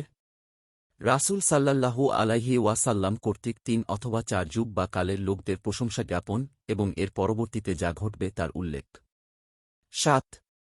মিথ্যা সাক্ষ্য ও ওয়াদার জন্য সালাফে সালেহিন কর্তৃক ছোটদেরকে শাস্তি প্রদান। ৬.৩ আল্লাহ ও তার রাসূলের জিম্মাদারি সম্পর্কিত বিবরণ। ১. আল্লাহ তাআলা ইরশাদ করেছেন ৯:১ আল্লাহর নামে যখন তোমরা কোনো শক্ত ওয়াদা করো তখন তা পুরা করো এবং দৃঢ়তার সাথে কোনো কসম করলে তা ভঙ্গ করো না। নাহর ৯:১ ২ বুরাইদাহরা থেকে বর্ণিত তিনি বলেন, রাসূল সাল্লাল্লাহু আলাইহি ওয়াসাল্লাম ছোট হোক বড় হোক কোনো যুদ্ধে যখন সেনাবাহিনীতে কাউকে আমির বা সেনাপতি নিযুক্ত করতেন তখন তাকে তাকওয়ার উপদেশ দিতেন এবং তার সাথে যে সব মুসলমান থাকত তাদেরকেও উত্তম উপদেশ দিতেন। তিনি বলতেন, তোমরা আল্লাহর নামে যুদ্ধ করো। যারা আল্লাহকে অস্বীকার করে তাদের বিরুদ্ধে লড়াই করো। তোমরা যুদ্ধ করো, কিন্তু বাড়াবাড়ি করো না, বিশ্বাসঘাতকতা করো না। তোমরা শত্রুর নাক-কান কেটো না বা অঙ্গ বিকৃত করো না। তুমি যখন তোমার মুশরিক শত্রুদের মোকাবেলা করবে তখন তিনটি বিষয়ের দিকে তাদেরকে আহ্বান জানাবে। যে কোনো একটি বিষয়ে তারা তোমার আহ্বানে সাড়া দিলে তা গ্রহণ করে নিও আর তাদের বিরুদ্ধে যুদ্ধ বন্ধ করে দিও। অতঃপর তাদেরকে ইসলামের দিকে আহ্বান করো। যদি তারা তোমার আহ্বানে সাড়া দেয় তাহলে তাদেরকে গ্রহণ করে নিও। এরপর তাদেরকে তাদের বাড়িঘর ছেড়ে দারুল মুহাজিরিনে স্থানান্তরিত হওয়ার জন্য হিজরত করার জন্য আহ্বান জানাও। হিজরত করলে তাদেরকে একথা জানিয়ে দাও, মুহাজিরদের জন্য যে অধিকার রয়েছে তাদেরও সে অধিকার আছে, সাথে সাথে মুহাজিরদের যা করণীয় তাদেরও তাই করণীয়। আর যদি তারা হিজরতের মাধ্যমে স্থান পরিবর্তন করতে অস্বীকার করে তাহলে তাদেরকে বলে দিও যে তারা গ্রাম্য সাধারণ মুসলিম বেদুইনদের মর্যাদা পাবে। তাদের উপর আল্লাহর হুকুম আহকাম বিধি নিষেধ জারি হবে। তবে গনিমত বা যুদ্ধলব্ধ অতিরিক্ত সম্পদের ভাগ তারা মুসলমানদের সাথে জিহাদে অংশগ্রহণ ব্যতীত পাবে না। এটাও যদি তারা অস্বীকার করে তবে তাদেরকে জিজ্ঞেস করো তারা কর দিতে সম্মত কিনা। যদি কর দিতে সম্মত হয় তবে তা গ্রহণ করো আর তাদের বিরুদ্ধে যুদ্ধ বন্ধ করো। কিন্তু যদি কর দিতে তারা অস্বীকার করে তবে তাদের বিরুদ্ধে আল্লাহর কাছে সাহায্য চাও এবং তাদের বিরুদ্ধে যুদ্ধ করো। তুমি যদি কোনো দুর্গের লোকদেরকে অবরোধ করো আর দুর্গের লোকেরা যদি তখন চায় যে তুমি তাদেরকে আল্লাহ ও তার রাসূলের জিম্মায় রেখে দাও, তবে তুমি কিন্তু তাদেরকে আল্লাহ ও তার রাসূলের জিম্মায় রেখো না, বরং তোমার এবং তোমার সঙ্গী সাথীদের জিম্মায় রেখে দিও। কারণ আল্লাহ ও তার রাসূলের জিম্মাদারি রক্ষা করার চেয়ে তোমার এবং তোমার সাথীদের জিম্মাদারি রক্ষা করা অনেক সহজ। তুমি যদি কোনো দুর্গের অধিবাসীদেরকে অবরোধ করো আর তুমি আল্লাহর ফয়সালার ব্যাপারে তাদের কথায় সম্মতি দিও না, বরং তোমার নিজের ফয়সালাতে দিও, কারণ তুমি জানো না তাদের ব্যাপারে আল্লাহর ফয়সালার ক্ষেত্রে তুমি সঠিক ভূমিকা নিতে পারবে কিনা। মুসলিম এ অধ্যায় থেকে নিম্নোক্ত বিষয়গুলো জানা যায়। ১ আল্লাহর জিম্মা, নবীর জিম্মা এবং মুমিনদের জিম্মার মধ্যে পার্থক্য। ২ দুটি বিষয়ের মধ্যে অপেক্ষাকৃত কম বিপজ্জনক বিষয়টি গ্রহণ করার প্রতি দিক নির্দেশনা। ৩ আল্লাহর নামে আল্লাহর রাস্তায় যুদ্ধ করা। ৪ আল্লাহর কাছে সাহায্য চাওয়া এবং কাফেরদের বিরুদ্ধে যুদ্ধ করা। ৬ আল্লাহর হুকুম এবং আলেমদের হুকুমের মধ্যে পার্থক্য। ৭ সাহাবী কর্তৃক প্রয়োজনের সময় এমন বিচার ফয়সালা হয়ে যাওয়া যা আল্লাহর সাথে সঙ্গতিপূর্ণ কিনা তাও তিনি জানেন না। ৬ আল্লাহর ইচ্ছাধীন বিষয়ে কসম করার পরিণতি। ১ জুনদুব বিন আব্দুল্লাহরা থেকে বর্ণিত আছে, রাসূল সাল্লাল্লাহু আলাইহি ওয়াসাল্লাম ইরশাদ করেছেন, এক ব্যক্তি বলল, আল্লাহর কসম, অমুক ব্যক্তিকে আল্লাহ ক্ষমা করবেন না। তখন আল্লাহর তাআলা বললেন, আমি অমুককে ক্ষমা করব না, একথা বলে দেয়ার আস্পর্ধা কার আছে? আমি তাকেই ক্ষমা করে দিলাম, আর তোমার কসমকারীর আমল বাতিল করে দিলাম। মুসলিম আবু হুরায়রা থেকে বর্ণিত হাদিসে আছে, যে ব্যক্তি কসম করে উল্লেখিত কথা বলেছিল সে ছিল একজন আবেদ। আবু হুরায়রা বলেন, ওই ব্যক্তি একটি মাত্র কথার মাধ্যমে তার দুনিয়া এবং আখেরাত উভয়টাই বরবাদ করে ফেলেছে। আলোচিত অধ্যায় থেকে নিম্নোক্ত বিষয়গুলো জানা যায়।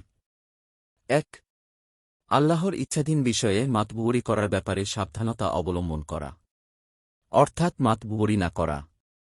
২ আমাদের কারো জাহান্নাম তার জুতায় ফিতার চেয়েও অধিক নিকটবর্তী। ৩ জান্নাতও অনুরূপ নিকটবর্তী। ৪ এ অধ্যায়ে এ কথার প্রমাণ রয়েছে যে একজন লোক মাত্র একটি কথার মাধ্যমে তার দুনিয়া ও আখেরাত বরবাদ করে ফেলেছে। ৫ কোন সময় মানুষকে এমন সামান্য কারণেও মাফ করে দেয়া হয় যা তার কাছে সবচেয়ে অপছন্দের বিষয়। ৬ সৃষ্টির কাছে আল্লাহর সুপারিশ করা যায় না। এক জুবাইর বিন মুতঈমরা থেকে বর্ণিত আছে, তিনি বলেন, নবী সাল্লাল্লাহু আলাইহি ওয়াসাল্লাম এর কাছে আরব বেদুইন এসে বলল, হে আল্লাহর রাসূল, আমাদের জীবন ওষ্ঠাগত, পরিবার পরিজন ক্ষুধার্ত, সম্পদ ধ্বংসপ্রাপ্ত। অতএব আপনি আপনার রবের কাছে বৃষ্টির প্রার্থনা করুন। আমরা আপনার কাছে আল্লাহর সুপারিশ করছি, আর আল্লাহর কাছে আপনার সুপারিশ করছি। এভাবে তিনি আল্লাহর পবিত্রতা ঘোষণা করতে লাগলেন যে তার এবং সাহাবায়ে কেরামের চেহারায় রাগতভাব প্রতিভাত হচ্ছিল। অতঃপর রাসূল সাল্লাল্লাহু আলাইহি ওয়াসাল্লাম বললেন, তোমার ধ্বংস হোক, আল্লাহর মর্যাদা কত বড় তা কি তুমি জানো? তুমি যা মনে করছ আল্লাহর মর্যাদা ও শানের চেয়ে অনেক বেশি। কোন সৃষ্টির কাছেই আল্লাহর সুপারিশ করা যায় না। আবু দাউদ। এ অধ্যায় থেকে নিম্নোক্ত বিষয়গুলো জানা যায়। ১ আপনার কাছে আল্লাহর সুপারিশ করছি। এ কথা যে ব্যক্তি বলেছিল, রাসূল সাল্লাল্লাহু আলাইহি ওয়াসাল্লাম কর্তৃক সে প্রত্যাখ্যাত হয়েছিল। ২ সৃষ্টির কাছে আল্লাহর সুপারিশের কথায় রাসূল সাল্লাল্লাহু আলাইহি ওয়াসাল্লাম এবং সাহাবায়ে কেরামের চেহারায় লক্ষণীয় পরিবর্তন পরিলক্ষিত হয়েছিল। ৩ আমরা আল্লাহর কাছে আপনার সুপারিশ কামনা করছি, এ কথা রাসূল সাল্লাল্লাহু আলাইহি ওয়াসাল্লাম প্রত্যাখ্যান করেননি। ৪ সুবহানাল্লাহ এর তাফসিরের ব্যাপারে সতর্কতা অবলম্বন। ৫ মুসলমানগণ নবী সাল্লাল্লাহু আলাইহি ওয়াসাল্লামকে আল্লাহর কাছে বৃষ্টি চাওয়ার জন্য আবেদন করতেন। ৬ রাসূল সাল্লাল্লাহু আলাইহি ওয়াসাল্লাম কর্তৃক তাওহীদ সংরক্ষণ এবং শিরকের মূলোৎপাটন। ১ আব্দুল্লাহ বিন আশ-শিক্ষিররা থেকে বর্ণিত আছে, তিনি বলেন, আমি বনী আমেরের প্রতিনিধি দলের সঙ্গে রাসূল সাল্লাল্লাহু আলাইহি ওয়াসাল্লামের নিকট গেলাম। আমরা তাকে উদ্দেশ্য করে বললাম, আপনি আমাদের প্রভু। তখন রাসূল সাল্লাল্লাহু আলাইহি ওয়াসাল্লাম বললেন, আল্লাহ তাআলাই হচ্ছেন প্রভু। আমরা বললাম, আমাদের মধ্যে মর্যাদার দিক থেকে আপনি সর্বশ্রেষ্ঠ এবং আমাদের মধ্যে সর্বাধিক দানশীল ও ধৈর্যশীল। এরপর তিনি বললেন, তোমরা তোমাদের বলে যাও, শয়তান যেন তোমাদের উপর সওয়ার না হতে পারে। আবু দাউদ। ২ আনাসরা থেকে বর্ণিত আছে, কতিপয় লোক রাসূল সাল্লাল্লাহু আলাইহি ওয়াসাল্লামকে লক্ষ্য করে বলল, হে আল্লাহর রাসূল, কে আমাদের মধ্যে সর্বোত্তম ব্যক্তি এবং আমাদের প্রভু তো নয়? তখন তিনি বললেন, হে লোক সকল, তোমরা তোমাদের কথা বলে যাও, শয়তান যেন তোমাদেরকে বিভ্রান্ত ও প্রতারিত করতে না পারে। আমি হচ্ছি মুহাম্মদ, আল্লাহর বান্দা এবং তার রাসূল। আল্লাহ তাআলা আমাকে যে মর্যাদার স্থানে অধিষ্ঠিত করেছেন, তোমরা এর ঊর্ধ্বে আমাকে স্থান দিবে এটা আমি পছন্দ করি না। নাসাঈ। এ অধ্যায় থেকে নিম্নোক্ত বিষয়গুলো জানা যায়। ১ দ্বীনের ব্যাপারে সীমা লঙ্ঘন না করার জন্য মানুষের প্রতি হুঁশিয়ারি উচ্চারণ। ২ আপনি আমাদের প্রভু বা মনিব বলে সম্বোধন করা হলে জবাবে তার কি বলা উচিত, এ ব্যাপারে জ্ঞান লাভ। ৩ লোকেরা রাসূল সাল্লাল্লাহু আলাইহি ওয়াসাল্লামের প্রতি সম্মান ও মর্যাদার ব্যাপারে কিছু কথা বলার পর তিনি বলেছিলেন, শয়তান যে তোমাদের উপর চড়াও না হয়, অথচ তারা তার ব্যাপারে হক কথাই বলেছিল। এর তাৎপর্য অনুধান করা। ৪ রাসূল সাল্লাল্লাহু আলাইহি ওয়াসাল্লামের বাণী অর্থাৎ তোমরা আমাকে স্বীয় মর্যাদার উপরে স্থান দাও, এটা আমি পছন্দ করি না। একথার তাৎপর্য উপলব্ধি করা। ৬-৭ মানুষ আল্লাহ তাআলার পূর্ণাঙ্গ মর্যাদা নিরূপণে অক্ষম। ১ আল্লাহ তাআলা ইরশাদ করেছেন। ৬-৮ তারা আল্লাহর যথার্থ মর্যাদা নিরূপণ করতে পারেনি। কেয়ামতের দিন সমগ্র পৃথিবী তার হাতের মুঠোতে থাকবে। ঝুমার ৬-৭ ২ ইবনে মাসুদরা থেকে বর্ণিত আছে, তিনি বলেন, একজন ইহুদি পণ্ডিত রাসূল সাল্লাল্লাহু আলাইহি ওয়াসাল্লাম এর নিকট এসে বলল, হে মুহাম্মদ, আমরা তাওরাত কিতাবে দেখতে পাই যে আল্লাহ তাআলা সমস্ত আকাশমণ্ডলীকে এক আঙ্গুলে, সমস্ত জমিনকে এক আঙ্গুলে, বৃক্ষরাজিকে এক আঙ্গুলে, পানি এক আঙ্গুলে, ভূতলের সমস্ত জিনিসকে এক আঙ্গুলে এবং সমস্ত সৃষ্টি জগৎকে এক আঙ্গুলে রেখে বলবেন, আমি সম্রাট। এ কথা শুনে রাসূল সাল্লাল্লাহু আলাইহি ওয়াসাল্লাম ইহুদি পণ্ডিতের কথা সমর্থনে এমনভাবে হেসে দিলেন যে তার দন্ত মোবারক দেখা যাচ্ছিল। অতঃপর তিনি এ আয়াতটুকু পড়লেন। সহিহ মুসলিমের হাদিসে বর্ণিত আছে, পাহাড়, পর্বত এবং বৃক্ষরাজি এক হাতে থাকবে, তারপর এগুলোকে ঝাঁকুনি দিয়ে তিনি বলবেন, আমি রাজাধিরাজ, আমি আল্লাহ। সহিহ বুখারীর এক বর্ণনায় আছে, সমস্ত আকাশমণ্ডলীকে এক আঙ্গুলে রাখবেন। পানি এবং ভুতলে যা কিছু আছে তা এক আঙ্গুলে রাখবেন। আরেক আঙ্গুলে রাখবেন সমস্ত সৃষ্টি। বুখারী ও মুসলিম। ইবনে ওমর থেকে বর্ণিত মারফু হাদিসে আছে, কেয়ামতের দিন আল্লাহ তাআলা সমস্ত আকাশমণ্ডলীকে ভাঁজ করবেন।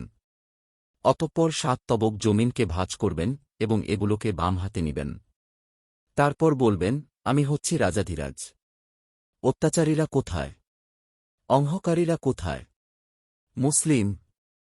৩ ইবনে আব্বাসরা থেকে বর্ণিত আছে, তিনি বলেন, ৭ তবক আসমান ও জমিন আল্লাহ তাআলার হাতের তালুতে, ঠিক যেন তোমাদের কারো হাতে এটা সরিষার দানার মতো। ৪ ইবনে জায়েদ বলেন, আমার পিতা আমাকে বলেছেন, রাসূল সাল্লাল্লাহু আলাইহি ওয়াসাল্লাম ইরশাদ করেছেন, কুরসির মধ্যে সপ্তাকাশের অবস্থান ঠিক যেন একটি ঢালের মধ্যে নিক্ষিপ্ত ৭টি দিরহামের মুদ্রার মতো। তিনি বলেন, আবু যুররা বলেছেন, আমি রাসূল সাল্লাল্লাহু আলাইহি ওয়াসাল্লামকে এ কথা বলতে শুনেছি।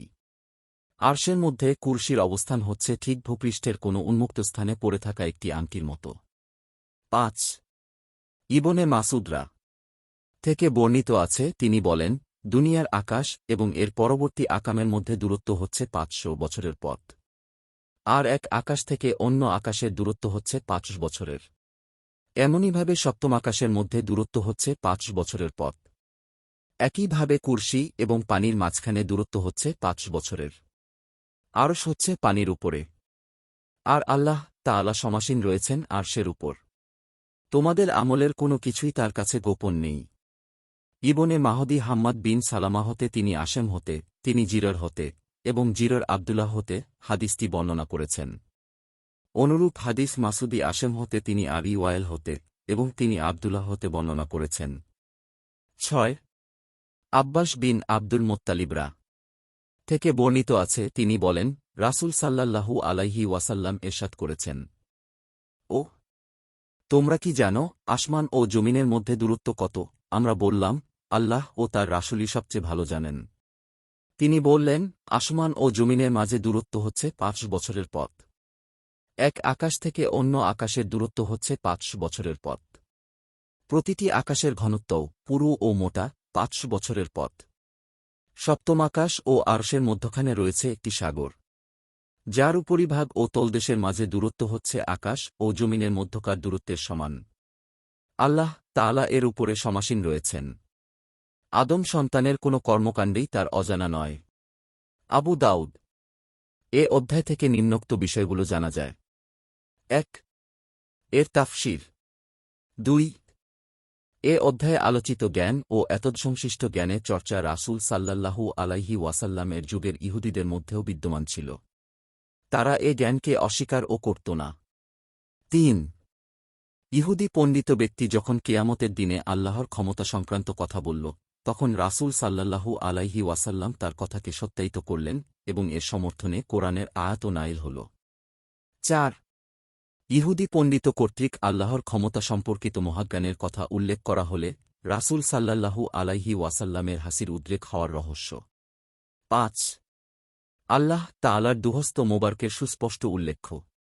আকাশমণ্ডলী তার ডান হাতে আর সমগ্র জমিন তার অপর হাতে নিবদ্ধ থাকবে। ৬ অপর হাতকে বাম হাত বলে নামকরণ করার সুস্পষ্ট ঘোষণা। ৭ কেয়ামতের দিন অত্যাচারী এবং অহংকারীদের প্রতি আল্লাহর শাস্তির উল্লেখ। ৮ আকাশের তুলনায় আরশের বিশালতার উল্লেখ। ৯ তোমাদের কারো হাতে একটা সরিষা দানার মতো, রাসূল সাল্লাল্লাহু আলাইহি ওয়াসাল্লাম এর এ কথার তাৎপর্য। ১০ কুরসির তুলনায় আরশের বিশালতার উল্লেখ। ১ কুরসি এবং পানি থেকে আরশ সম্পূর্ণ আলাদা। ১-২ প্রতিটি আকাশের মধ্যে দূরত্ব ও ব্যবধানের উল্লেখ। ১-৩ সপ্তমাকাশ ও কুরসির মধ্যে ব্যবধান। ১-৪ কুরসি এবং পানির মধ্যে দূরত্ব। ১-৫ আরশের অবস্থান পানির উপর। ১-৬ আল্লাহ তাআলা আরশের উপরে সমাসীন। ১-৭ আকাশ ও জমিনের দূরত্বের উল্লেখ। ১-৮ প্রতিটি আকাশের ঘনত্ব পুরো ৫ বছরের পথ। ১-৯ আকাশমণ্ডলীর উপরে যে সমুদ্র রয়েছে তার ঊর্ধ্বদেশ ও তলদেশের মধ্যে দূরত্ব হচ্ছে 5 বছরের পথ। 5 উপরোল্লিখিত 3টি বিষয় ঈমানের দুর্বলতার আলামত। 6 এখলাসের সাথে একমাত্র আল্লাহকে ভয় করা ফরজের অন্তর্ভুক্ত। 7 অন্তর থেকে আল্লাহর ভয় পরিত্যাগকারীর জন্য শাস্তির উল্লেখ। 8 আল্লাহকে যে ভয় করে তার জন্য সওয়াবের উল্লেখ।